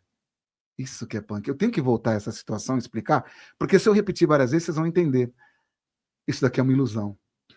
Isso daqui é Maia. Não, pera um pouquinho. Eu tô vendo, eu tô segurando. Você tá segurando, eu tô bebendo, ó. Eu bebi. Isso daqui é Maia. Os hindus tiveram. Os caras tiveram, meu, muita sabedoria e serenidade para perceber que o universo é Maia. Porque eu tô participando de um colapso num tempo de Planck. Ele só existe. Aí, eu pisquei agora, você viu? Eu tô piscando aqui, ó. Você não viu porque é muito rápido. É o tempo de Planck. Nossa, fui meio bobo agora, mas você entendeu? Eu tô piscando a cada momento de Planck. Só que minha consciência tá causando um colapso a cada momento de Planck. Eu não sei se o próximo colapso, se acontece alguma coisa, eu vou estar nesse mesmo universo que eu saí onde você estava. Quando eu entrei nessa sala, a gente está absorvendo, tendo experiências. Eu não sei se quando eu sair, nós em conjunto vamos estar no mesmo universo quando a gente entrou. Pô, isso é um absurdo, mas é provável. Então, quando você vai ler um registro desse, é para vocês entenderem que ela só existe no momento que você está percebendo. Passou, eu não posso dizer que a realidade era a mesma. Então você vai pegar uma linha dos seus interesses, da relação que estava no momento, para ler o Akashi na psicometria, o que tá impresso no objeto inteiro. E aí, eu tô aqui tranquilo, eu vou ler o copo. Mas se o cara pegar uma faca, que é um exemplo que eu estava dando numa conversa que a gente estava tendo antes, a pessoa vai lá, uma velhinha, ela cortou legumes a faca inteira. Só que aí entrou um ladrão e matou alguém da casa que estava. Nem propriamente a velhinha, matou alguém lá. Quando o cara que é psicômetra, que ele vai ler, ele põe a mão no material, se ele só vê coisa de morte, ele só vai ler aquele evento. Ele não vai conseguir ler o evento dela cortando os legumes. Se vai uma pessoa extremamente tranquila, ela vai pegar, ela fala, nossa, teve um evento aqui que causou, mas eu tô vendo aqui, ela vai ver mais a mulher cortando legumes, que tem a ver com ela. E se o Akashi, ele é tão espalhado na realidade pós, que ele faz parte da realidade, quando você vai ler, você tem você tem um monte de possibilidade para ler. Só que, lógico, se você estiver tranquilo e lendo, você vai acabar lendo o evento daqui, porque ele está colapsado aqui. Você vai ler esse evento. Mas você entendeu como que não é tão simples? Eu fiz o curso de Akashi. Eu falou da minha vida. Eu fui fora do corpo e li o Akashi. Tá, ok. Mas você entendeu como não é tão simples? Então a própria psicometria, ela tem que ser vista desse tudo. Você percebe que não é à toa que os próprios sábios da antiguidade, os chineses, os hindus, as outras sabedorias espirituais, elas falam de você estar tranquilo, de você ter serenidade. O melhor de tudo não é você ter uma pessoa inteligente que fala de tudo, é uma pessoa serena. Porque a serenidade, ela vai te abrir um patamar absurdo para você compreender as coisas. E aí que vem a quebra de paradigma. A pessoa que é mais serena, ela desloca o paradigma muito mais fácil do que alguém que está muito certo naquilo, né? Então, a serenidade, isso que é o problema. As pessoas vão procurar ajuda quando elas estão com algum problema emocional, que ela não está serena para olhar seu problema, então ela procura ajuda. Aí cabe a serenidade de quem for o terapeuta. Quanto mais sereno o terapeuta, você não vê, a gente vê até no YouTube aquele cara que tá, vocês devem ter visto, tá? O cara é muito engraçado, o cara tá lá meditando e chega, mestre, o cara começa a xingar o cara, calma, entendeu? Então, mesmo que se você é sereno na hora, tá bom, ninguém tem que ficar sereno, ninguém é Buda 24 horas por dia, mas a pessoa ela nem, e é engraçado isso também, né, Rafael? Você vê, eu olho as pessoas, a gente vê as pessoas, a gente assiste muitas palestras, quando a pessoa se acha demais, é um outro impeditivo. Não, porque eu vi, eu faço. Desculpa, pessoal. Eu vi, eu faço, eu sou o cara, eu sou o F, eu faço. Aí você vê o cara que vai pisando em ovos ali, não, poxa, eu expliquei assim, vocês entendem. Quando você vê a pessoa mais humilde, não é humildade seja humilde que você dará um grão reino no céu, não, ser humilde até por sabedoria e inteligência. E não é algo. Não adianta alguém chegar, é que nem que eu falo para as pessoas, não adianta alguém chegar para falar para você, ama que sua vida, se eu amar as pessoas vai ser melhor. Ou seja sereno. Não, você fala assim, olha, busca o caminho do que a gente entende por amor e busca do caminho do que a gente entende por serenidade. Não tem uma resposta certa para isso, é a experiência da vida que vai te mostrar. Você vai tomar cabeçada e você vai ver que você não se achando e você sendo uma pessoa mais tranquila e mais... A humildade, ela faz parte natural disso. Né? Imagina se Jesus e Buda não fossem humildes. Não, eu sou Jesus, eu vou ser o fodão do futuro. Né? O marketing de 2.000 anos está dando certo até agora. Eu acredito que o cara passou. Tem o marketing é excelente. É a melhor merchandise do mundo. Mas isso que tá falando aí, a gente tá dentro de uma linearidade no assunto, mas indo para várias ramificações também. Agora o ponto é, é muito difícil o cara ser zen, pode ser até Jesus, Buda, Krishna, Yogananda, dá uma topada no sofá com o dedinho. Naquele momento o cara não vai ser zen, porque ele tá sentindo uma dor muito forte. Então eu acho que é isso que você está falando. É uma questão de ponto, de percepção. E você falou sobre filmes, também tem o efeito borboleta, que é interessante nessa linha aí, né? E traz uma reflexão. E a questão também do momento. No livro Autobiografia de um Yogi, você deve lembrar, tem um momento que o Yogananda está meditando e o Yogiteshwar está por perto, e ele levanta a mão incomodado e quer matar um mosquito no braço dele. Só que daí ele lembra de algo que o mestre dele falou sobre manter esse estado de serenidade, e ele para. Só que daí o mestre falou, então, já que você levantou a mão, faça o que tem que fazer. Ele, não, mas eu não quero mais. Mas você já criou essa intenção. Na sua mente, no seu campo, você já matou esse mosquito. Olha só que coisa complexa. Quem está olhando ali vai falar, não, ele não matou. Mas ele já criou o campo favorável e toda a situação para o mosquito ser abatido. Ele já criou aquilo, né? Então, eu acho que tem a ver com isso. E aproveitando, você que está aí, lembrete, tá gostando? Existem muitos pontos diferentes aqui. Dá o like, compartilha. Se é um material de estudo, é importante que outras pessoas tenham. Então, não se esqueça, lembre-se de deixar o like, de compartilhar, de se inscrever, de colocar os seus comentários. E não tem comentário ruim, desde que seja educado, né? Desde que seja respeitoso, coloque o seu comentário, coloque o seu ponto de vista. Aqui é para isso mesmo, tá certo? E, Mihael, surgiram perguntas aí? Tem uma pergunta que, assim, a gente falou bastante, né, sobre essa questão da realidade, dessa nossa interação com a realidade, né? E aí eu gostaria de saber, Marcos, qual a necessidade, então, do tempo?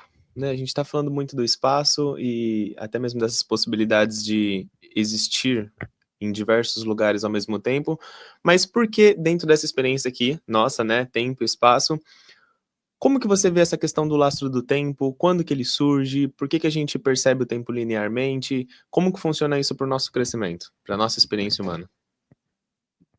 Pergunta fantástica, hein, Mihael? Muito boa. Eu estava pensando sobre isso, né?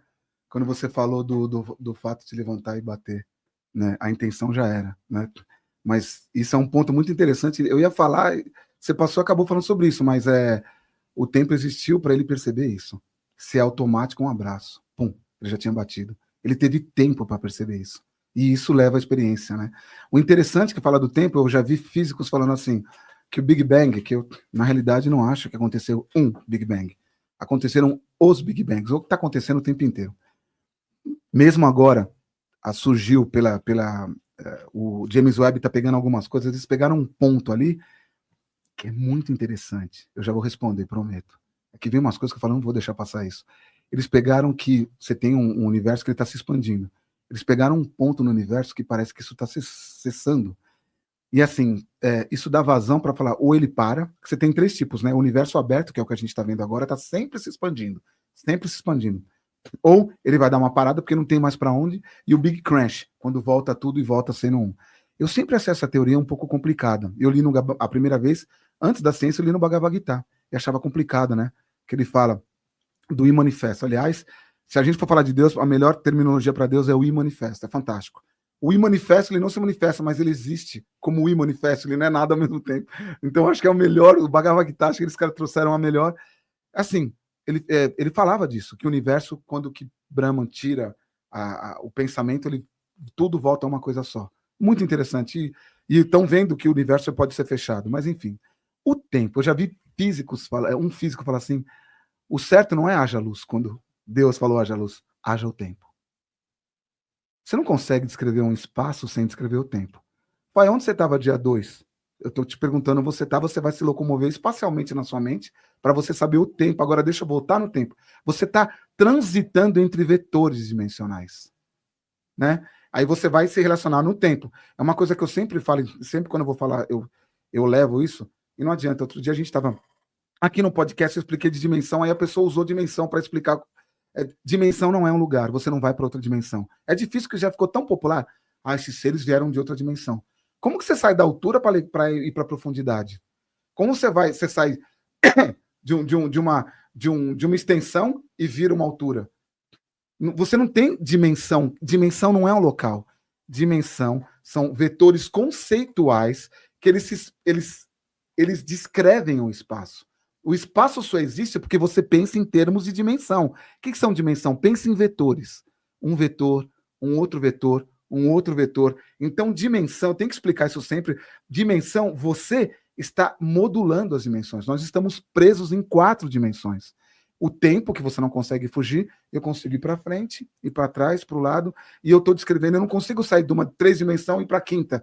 Ah, esse cara vem da 9ª dimensão. Não existe isso. As dimensões mais que 4 são dimensões que a física trabalha com cálculo, são dimensões dobradas.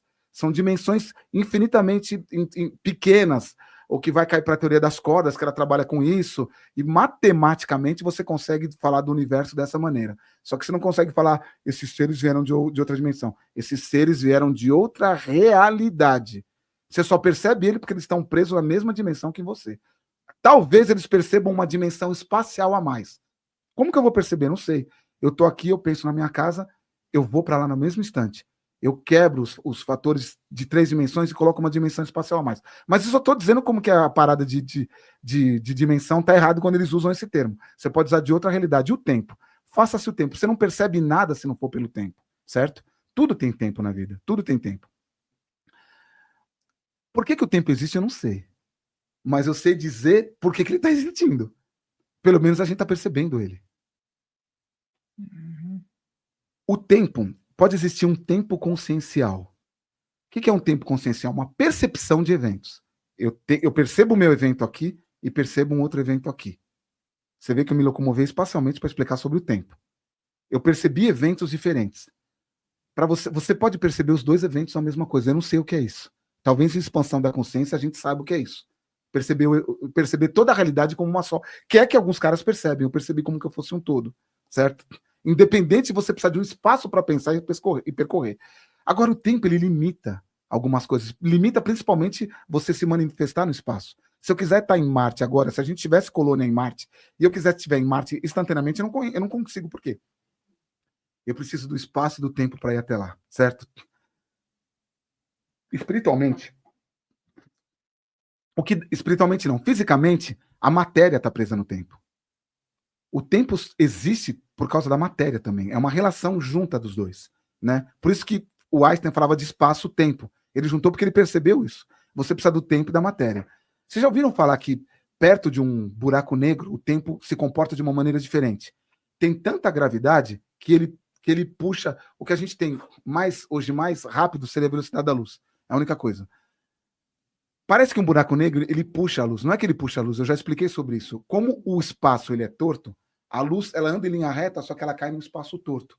E ela cai para dentro de um buraco. Não é que ela está caindo, é que o espaço em torno dela é torto. Então, assim, o que acontece?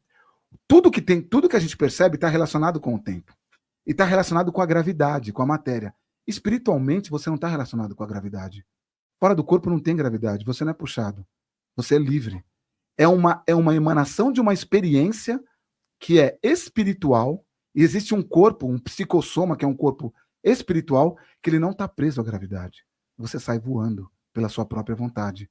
Você realiza a própria realidade pela vontade. Certo? Só que isso tem um probleminha. Se você está com um problema emocional muito que você não consegue resolver, você sai fora do corpo, você não tem o cérebro para segurar a matéria, você entra em looping. Lembra que o André Luiz fala de ovoides? Ele falou isso com muita propriedade, que ele viu, ele tem até, eu não sei, eu não lembro que livro que é. Eu não sei se não é Evolução em Dois Mundos, é um outro livro do André Luiz, psicografado pelo Chico Xavier.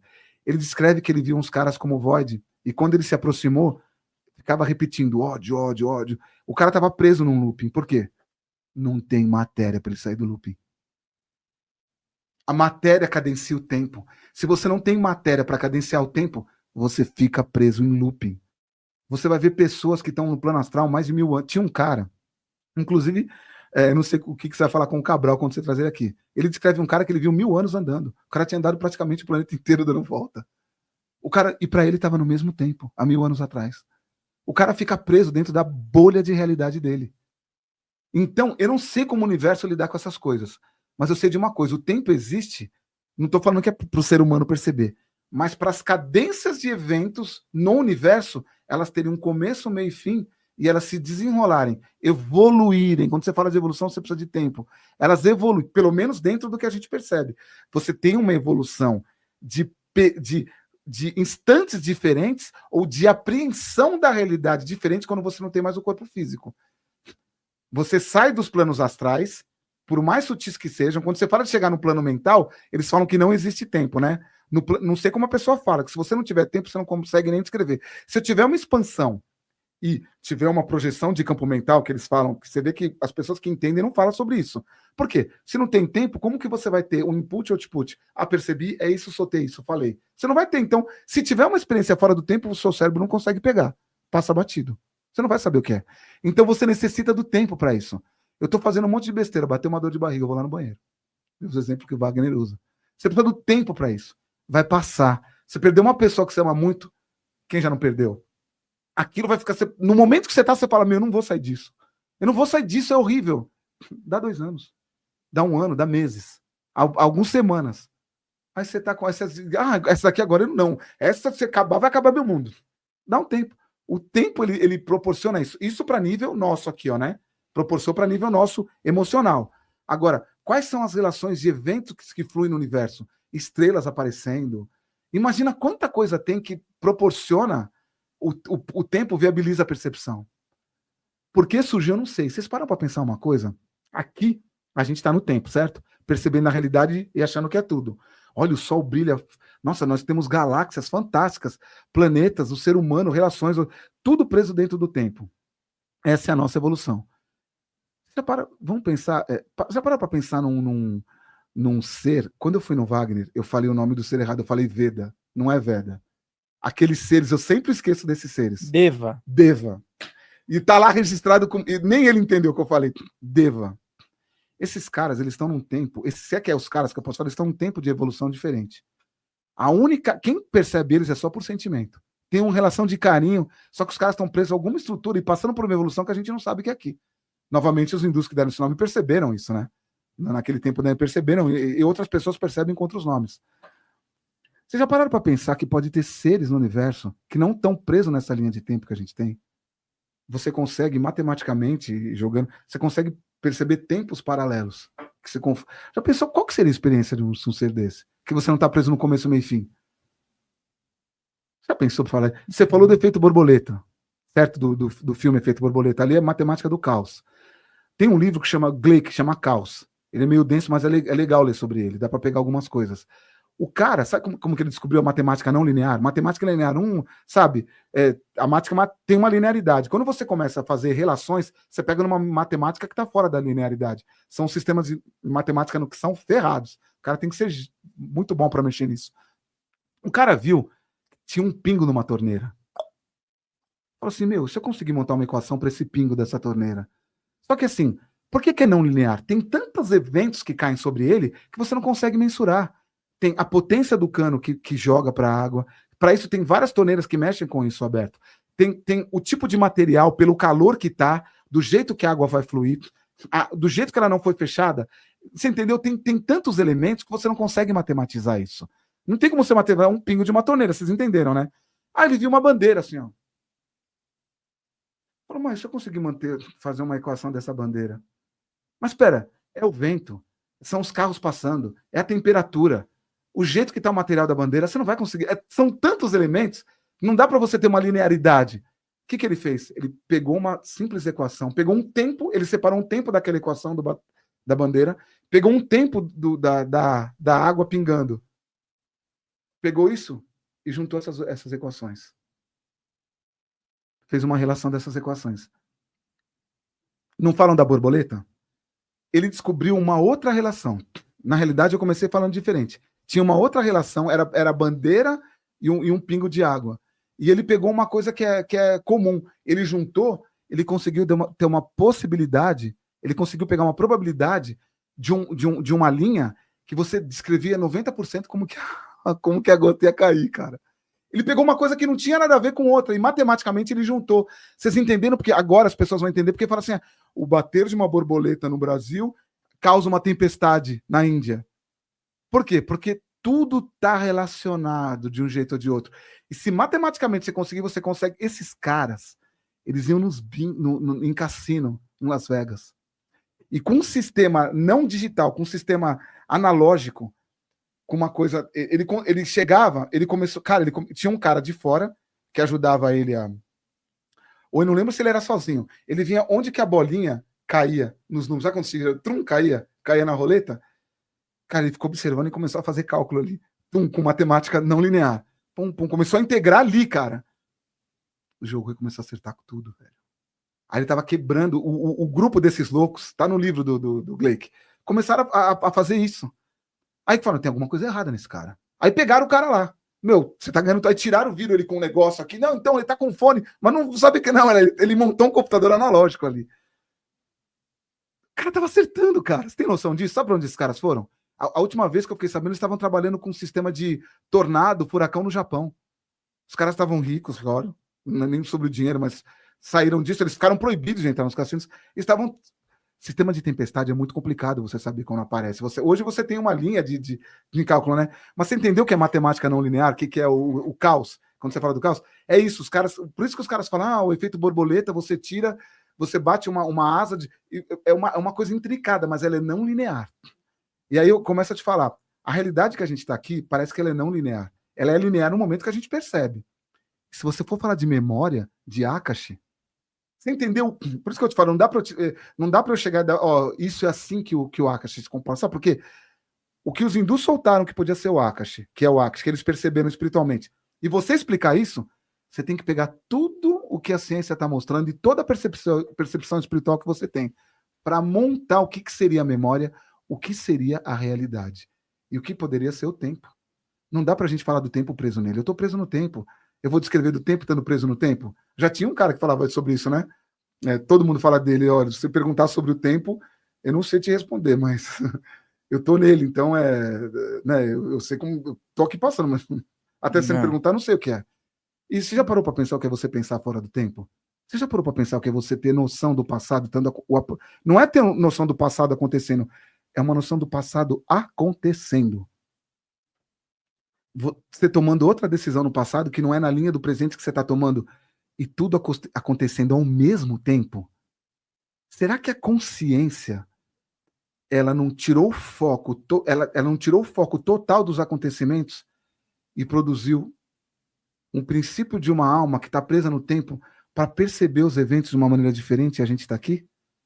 Nós não somos focos de uma consciência juntas ou seja lá o que for, né?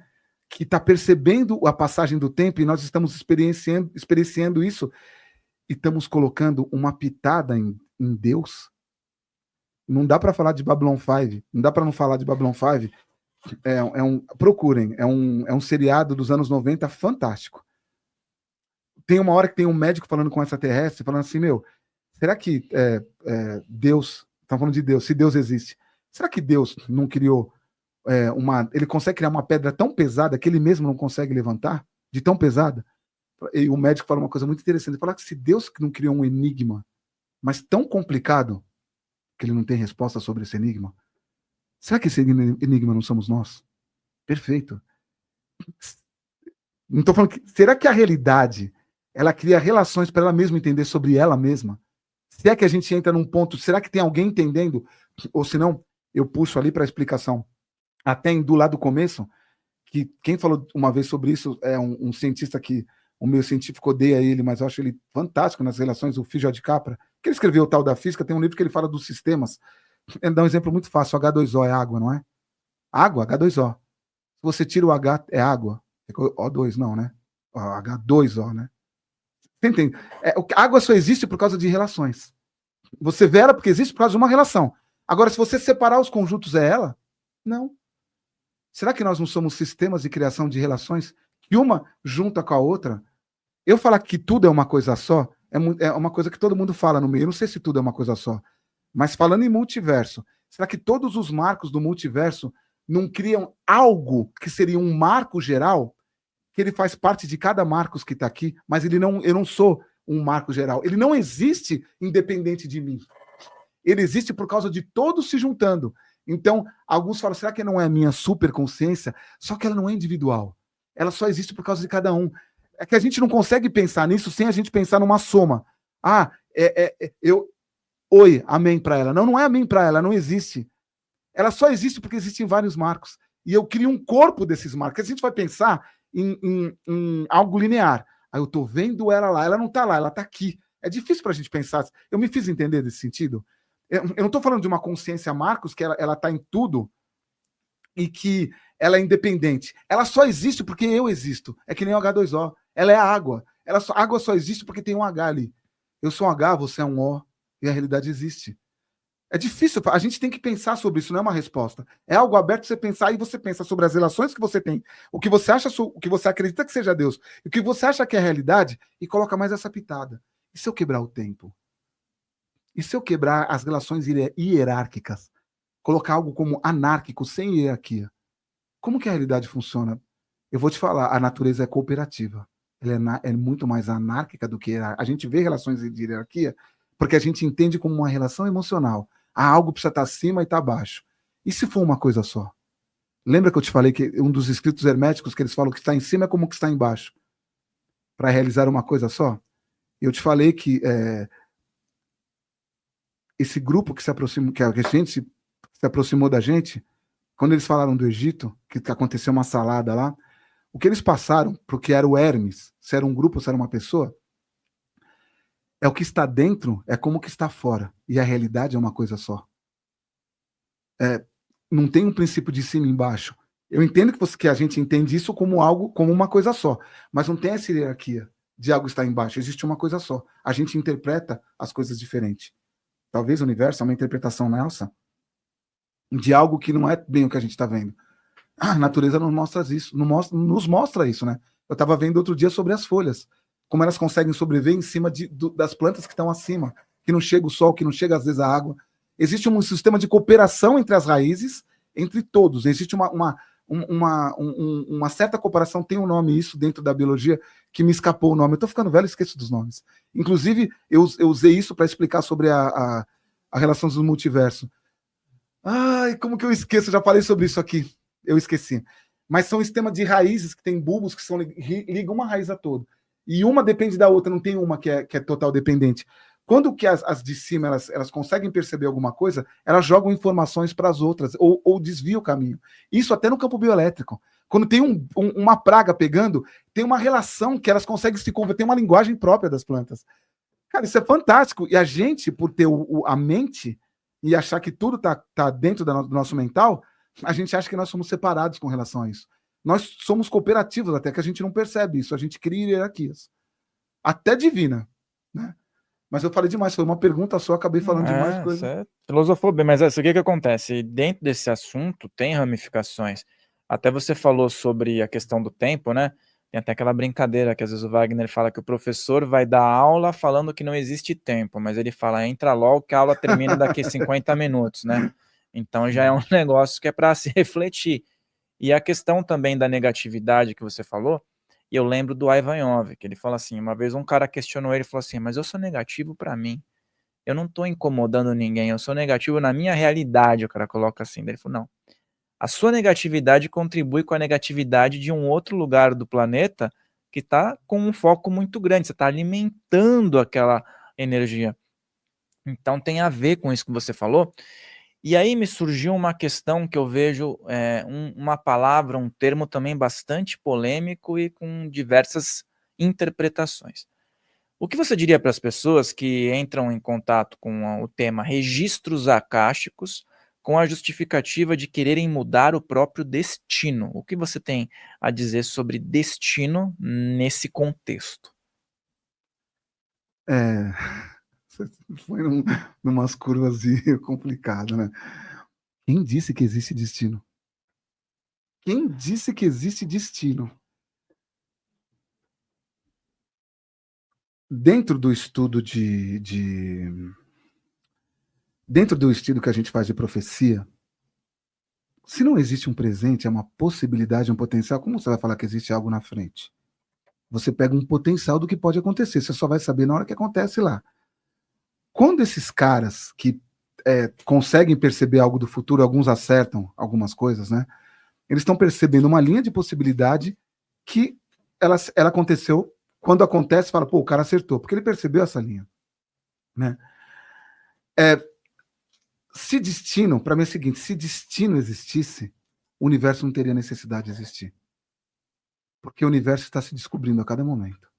A cada evento que acontece, é um evento diferente que acontece no universo. Se existisse algo que soubesse tudo, não teria necessidade de existir eventos. É o que eu falo quando as pessoas falam, poxa, mas como você é espiritualista e não acredita em Deus? E não é que eu não acredito em Deus. Se eu não acreditasse em Deus, eu não estaria usando o que eu estudo de filosofia. Eu sempre deixo 1% em aberto, porque eu não posso ter certeza de nada. Se eu falar que Deus não existe, eu estou tendo certeza de nada, né? Então, assim, eu não posso provar a impossibilidade de existência, né? Se bem que eu vejo o cientista falando de impossibilidade, de impossível, como se ele conhecesse o universo inteiro para falar que é algo impossível. Você tem referências para te jogar por 99% de certeza. O universo é probabilístico. Ele só é real a cada instante de Planck que a gente está vendo. Ali muda tudo. Falam de Deus. Se Deus fosse onipresente, está em todo lugar. Onisciente, sabe tudo. Onipresente, onisciente, tem mais um. Que bom. Onipotente. Se Deus fosse isso, ele não precisaria testar ninguém. A gente está existindo por quê? Porque tem alguma dúvida. Eu falo para todos que a Bíblia é um conto extraterrestre. Não tá, ali na Gênesis não está falando de Deus. Ela está falando de um cara que estava andando ali e perguntou, Adão, onde você está? Pô, se o cara é inocente, ele vai perguntar onde Adão está. E outro, ele não vai saber que Adão se escondeu porque ele comeu uma maçã ou se ele for um pouco com a Eva? Ou se a maçã representa algo para ele ter noção de individualidade? Se Deus fosse onisciente, ele não teria motivo para testar o Adão. Ou então, comeu uma maçã, opa, tá ferrado. Não tem. Isso daí já cai para os que as religiões usam para prender as pessoas, né? Não precisaria. Se você falasse só sobre uma possibilidade que está em tudo, você já podia falar de Deus falando isso, de um possível Deus, sem falar de realmente Deus, porque, né? Mas você entendeu? Então, assim, a onisciência é saber de tudo. A onipotência é poder tudo. Se ele fosse onisciente, ele não precisava nem ser onipotente. Não tem lógica você ser potente se você é onisciente. Você já tem noção de tudo, você constrói o que você quer toda hora. Se você fala de um destino, você não está dando liberdade. Se a pessoa acredita em destino, ela está tirando a liberdade de vida dela. Ela senta, fala amém para o que ela acredita e não faz mais nada. Eu tenho um destino marcado. Não, mas se você muda o seu destino, você não tem destino. Entendeu? Então, destino criaram pela necessidade de você não ter medo. Que um destino, pelo menos, você está calcado em alguma coisa que vai acontecer. Destino não acontece. O que acontece é uma possibilidade de experiências que você cria uma relação na hora que você estiver andando. Você cria essa relação, né? E você experiência. A melhor coisa no universo não existe. Se existir, não tinha por que existir. Ah, não, mas tem algo que está escrito. Quem que escreveu? Deus. Por isso que eu falo para as pessoas. Você quer falar de espiritualidade? Vamos falar do sua crença de Deus. Porque para eu falar sobre espiritualidade, se você quiser falar profundamente sobre espiritualidade, você vai ter que mexer com o que você acredita seja Deus. Não tira ele, deixa 1% ali, vamos conversar sobre outras possibilidades. Depois você volta. Na hora que você sentir o amor, né? Aí você se abre para alguma coisa que você acredita que seja, e seja, deixa isso te pegar. Agora, se você for querer explicar, você quer entender sobre as coisas de uma maneira. Por isso que a religião falou, não tenta saber sobre os mistérios de Deus. Se essa palavra existe, porque tem alguma coisa. Entendeu? Então, quando fala de destino, para mim é algo que não. Se tem destino, então você não precisa saber de nada. Já não, mas eu preciso saber se eu estou caminhando no meu destino. Então tá bom. Para mim, destino não existe. Eu estou te mostrando porque, como isso está muito atrelado ao que a gente acredita que seja Deus ou seja o universo.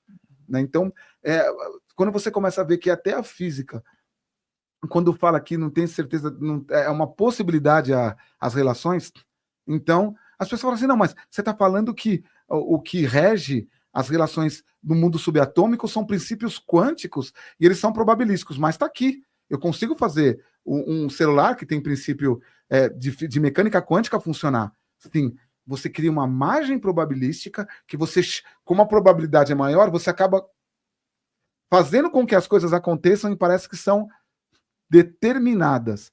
Elas não são determinadas, são probabilísticas, mesmo vendo o celular aqui na minha frente. Ele causou um colapso num instante de Planck. Mas as coisas funcionam porque a mecânica quântica ela está com um nível probabilístico.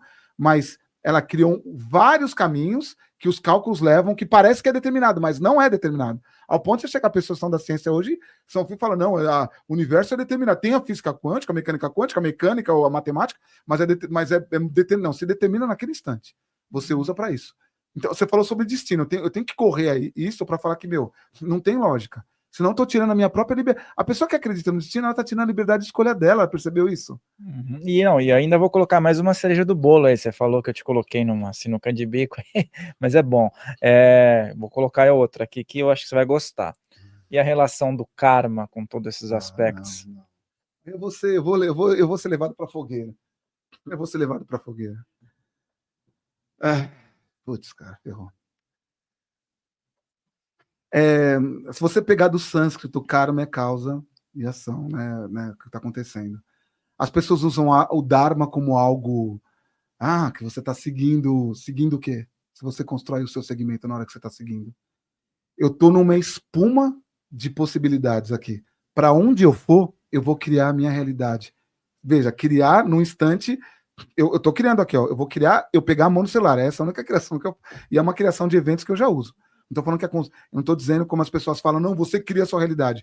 Para falar sobre isso, a gente entra em umas outras coisas e mostrar que não é assim como estão falando. Você cria eventos, você gera eventos que podem criar para um fim que você quer. E falando de karma, às vezes você pode estar destruindo a sua possibilidade de escolha quando você faz isso. Mas enfim, você acha que está escolhendo ou não está escolhendo. Se o karma é causa e efeito, é simplesmente isso. É uma causa e um efeito. Tudo que você faz, você cria. Você tem uma possibilidade infinita de relações para você aprender. E o karma não é um cara que está lá, ou uma lei. A lei do karma não é uma lei. Ela é uma relação percebida no momento que a gente está de evolução. Se uma pessoa está vivendo uma vida que a gente não sabe como mensurar, que ela percebe um vetor dimensional espacial a mais, ela anda pelo espaço de uma maneira diferente, as relações de causa e efeito são diferentes, como fica o karma? A gente está aqui, a gente conseguiu perceber que existe uma lei transitória, que é chamada de causa e efeito, para as relações físicas. Você perguntou do karma, o que você quer que eu fale sobre o karma? Porque assim, até aí tá bom, agora você tem uma possibilidade de escolhas que você tem, antes de reencarnar, você atrai, é uma outra coisa controversa, você não escolhe nada. A gente não consegue nem escolher na sua própria vida, só faz um monte de besteira. E não é tipo assim, não, eu estou bem, eu estou numa vida equilibrada, tenho de tudo, mas se o seu lado emocional tá assim, quando acontece algum evento, você se segura bem, você tá totalmente em controle, você tá escondendo alguma coisa, a gente não controla nada. A gente acha que controla as coisas. Enfim, você acredita que você tem um karma? Se você conhecesse o karma, você não estaria reencarnando, porque você não ia precisar. Se você conhecesse exatamente, você cria eventos que levam para você cria relações que te levam para eventos de aprendizado. Agora, se a pessoa falando, você tem que cumprir um karma, ferrou, ela não entendeu o karma. Você não tem que cumprir, você tem caminhos que te levam a perceber coisas sobre coisas. Não existe uma coisa que você tem que resolver na sua vida. Existe uma infinidade de eventos que você tem que resolver. E elas vão se ajustando, e você vai conhecendo e percebendo as coisas. Então, parece que tem um caminho por causa do tempo, que quando você reencarna, parece... Tudo, a realidade te leva para algumas questões que vão abrir caminho para você perceber a realidade e se auto-perceber. Fazer disso uma religião, ferrou. Eu não acho E outra, com todo o respeito que eu tenho por pessoas que vêm aqui, que eu vejo pessoas falar, colocar um sistema monetário no karma, de pagamento, ou aquele erro que tem até nos livros espíritas, que eu respeito muito, o Chico Xavier e o André Luiz, mas tem erros ali. Tem erros. O Chico, ele era perfeito. Ele era, não, eu falei era perfeito, ele não era perfeito. Era um cara muito bacana. Agora, falar que é perfeito, ninguém é perfeito. O que vazava para ele era um ótimo médium. Mas às vezes você pega o André Luiz, talvez ele tentou passar alguma coisa que ele não pegou também. As pessoas colocam num patamar, eu tenho profundo respeito. Mas assim, colocar como sistema de dívida e pagamento, bônus horas, eu não acho que existe. Você cria, porque assim, você não ganhou nada. Você não ganha nada. Você contém em você. Você contém em você, você aprende, você compreende. É a diferença de entendimento e sabedoria. As pessoas podem entender um monte de coisa, Só que você só vai ter sabedoria quando os conjuntos se... Lembra que a gente aprendia na escola? Conjunto A compreende o conjunto B? A gente usava esse termo. Esse termo é que você leva a sabedoria para dentro, você tem ela. Você não precisa usar, porque você já é ela. Aí eu vou usar da minha sabedoria. Quando você fala isso, você está usando o seu entendimento. A sua sabedoria, quando você age de uma certa maneira, a pessoa pergunta para você: cara, você percebeu que você é assim? As pessoas falam, mas para mim é normal. Por quê? É normal. Você já é sábio. Entendeu? Então, o karma, ele é um caminho que perceberam. Não é uma lei. Uma lei, para mim, uma coisa que é transitória não é lei. É transitório. É uma relação que você compreende como as coisas acontecem no mundo físico. E você tem um caminho para isso. Então, quando as pessoas usam isso como eu uso o karma como um elemento para falar que você tem que agir de certa maneira, ou se você fizer o bem, você vai ter o bem, a gente não sabe nem o que é o bem. Isso aqui é karma, vou tomar um gole d'água. Pronto, karma. Exatamente. Agora, seguinte, outra reflexão. Karma, dharma. Tá, tem um escorpião caminhando em direção a uma criança, certo? Você vai lá e dá uma marretada, mata o escorpião. Gerou um karma ou gerou um dharma em relação à vida da criança? Você está falando, primeiro que ele é pessoal, ele não é em conjunto. Eventos que se mexem, as pessoas falam assim: não, eu fiz um mal para uma pessoa, eu vou ter que reencarnar com ela. Ferrou, essa pessoa, ela pode desencarnar junto com você, os dois podem ir para um umbral. Se ela melhorar, um abraço, ela não vai ficar esperando você para reencarnar. É relativo. É totalmente relativo. Aí entra naquilo que eu falei da reencarnação, que você não reencarna com as mesmas pessoas. São arquétipos de necessidade. A sua experiência atrai alguém que está nas relações, só que é diferente. Não está na mesma coisa. Então, assim, falam do Dharma. Para mim, o Dharma não é algo que você tem que cumprir ou algo que te falam. Quer ver? Eu tô aqui, eu vou dar um exemplo. Tem um exemplo que tem no YouTube de um cara que estava correndo, era em espanhol, e ele tropeçou, o cara tropeçou que estava na frente dele, ele ia chegar na frente e ele não passou. Ele esperou o cara passar. Só, pô, como que você fez isso, meu? Você ia ganhar. Como assim? O que eu fiz o quê? Não, o cara estava na sua frente. Não sei se ele errou, eu não lembro se ele errou o caminho ou se ele tropeçou. Ele errou o caminho. Ele errou o caminho. Aí o cara esperou e falou: entra aqui. Não, mas você ia ganhar. Ele não ia ganhar, quem ganhou era ele. A explicação que dava, ele não tem referência do errado. Não, mas foi um evento. Não é um evento. Para mim, o natural é o cara ganhar. Ele está sendo Dharma. Ele não precisa recorrer a algo, ele é. Você está entendendo? O Dharma é algo que você tem de bom. Não, é a compreensão das... Eu diria para você mais o seguinte: o karma te ajusta para você seguir caminhos de aprendizado, certo? O Dharma não te ajusta a nada, você só manifesta ele. Você só manifesta como sabedoria. A explicação, você é sábio, então é o Dharma. Você não cria algo que dá uma relação de causa e efeito. O Dharma seria a anulação do, entre aspas, quase anulação do karma. Não é que você está anulando. Quando você está no Dharma, você não está criando uma relação de causa e efeito para te trazer uma consequência. Você está na natureza. Você está, vamos usar os nomes, você é o tal, você é Brahman. Você é as relações, você está cooperativo com as relações de causa e efeito. Você está cooperando com elas, você não está fazendo elas. Não, mas o que você faz dá um potencial de acontecer alguém para uma pessoa. Você faz parte da estrutura. Você faz parte da alma do universo. Alma, a gente não vê que alma... No carro mesmo, não tem uma alma que fala: você bateu e entortou a alma. A alma é a parte que faz parte da estrutura do carro. O termo vem daí. A alma, você estrutura. Você coopera com a existência. Você não está criando uma relação de causa e efeito e fala: agora eu fiz isso, Você entendeu? Para mim, o Dharma é isso. Quando você já está na estrutura você não tem nesse... eu vou criar, não queria dar. A compreensão, ela dá para você. Ela existe em você. É por isso que eu coloquei. Sabia que você ia fazer uma reflexão diferente aí. E, cara, a gente falou sobre tanta coisa, eu acho que já é profundo para quem vai estar assistindo. Você que está em casa aí, assiste novamente. Eu sei que tem muito assunto aqui, mas são ganchos para você também fazer suas pesquisas. E o Marcos é um cara que ele não vive da internet, né? Ele tem um estudo aprofundado e deveria viver mais, colocar mais conteúdos aí, mas... as pessoas que se interessaram pelo seu trabalho, pela sua linha de pesquisa, eu queria que você desse algumas referências, formas de aprofundar esse conhecimento, até mesmo de encontrar materiais seus, né, para que elas possam acompanhar também as suas participações em podcasts e tudo mais. Então, esse é o momento para você divulgar tudo o que você quiser e convidar o pessoal para para qualquer iniciativa que você acredite que seja bacana. Na realidade, assim, eu falo que eu sou um neófito sempre estudando, e não é ser piegas, eu sou isso mesmo. Às vezes as pessoas falam, pô, fala sobre isso. Eu vejo muita responsabilidade para falar sobre um assunto. Porque até para você dar direção de alguma coisa, eu tenho muito cuidado com as minhas certezas, né? Eu tenho algumas, né? Que eu coloco sempre no patamar que são flutuantes. Mas quando alguém fala sobre isso, putz, tem o Wagner. Fala sobre isso, putz, tem o Cabral, tem tal pessoa.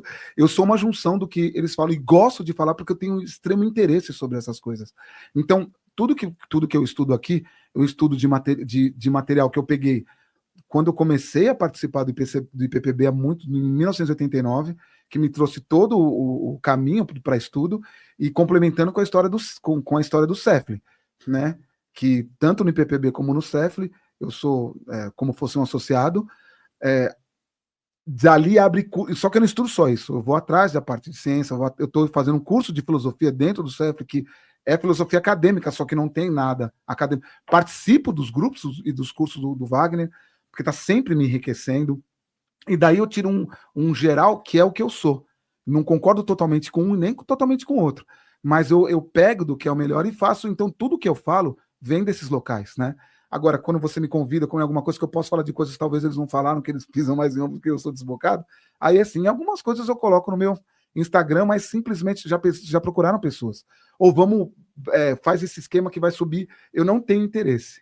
Eu não tenho interesse, assim, então eu sigo amigos e sigo algumas coisas que é interessante. Então, não me dá. Eu só acho interessante as pessoas assistirem para ter um ponto de vista diferente sobre as coisas. Eu não tenho necessidade de seguidores. Mas se ver meus vídeos e alguma coisa está passando legal, não precisa nem dar like. Mas Pode segue lá. Marcos Vanho no Instagram. Essa é a missão. Vamos lotar esse Instagram, hein? Marcos Vanho. É marcos.vanho, é isso? Vano. Marcos.vano, mas se diz Vanho. Sigam lá ele. Tem uma publicação collab, vou deixar o Instagram dele aqui na descrição.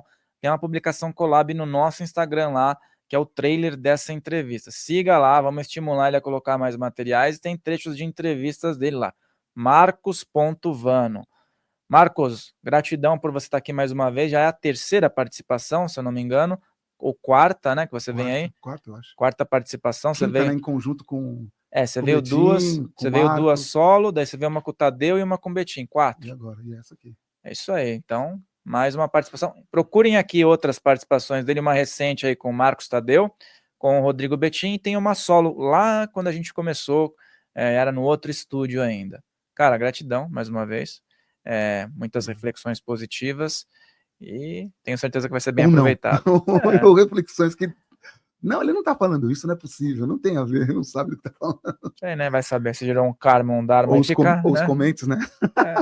Comentários a gente tem diversos aí. De tudo quanto é tipo, legal, não tem problema. A gente tem que ler e ver, né? Abstrair. Então é isso aí. Lembre-se de assistir novamente, deixar teu like, de se inscrever. Gratidão a Mihael, gratidão a Gabi, aí nossa nova integrante que está aí nos bastidores. E eu vejo você aqui no nosso próximo episódio. Até lá!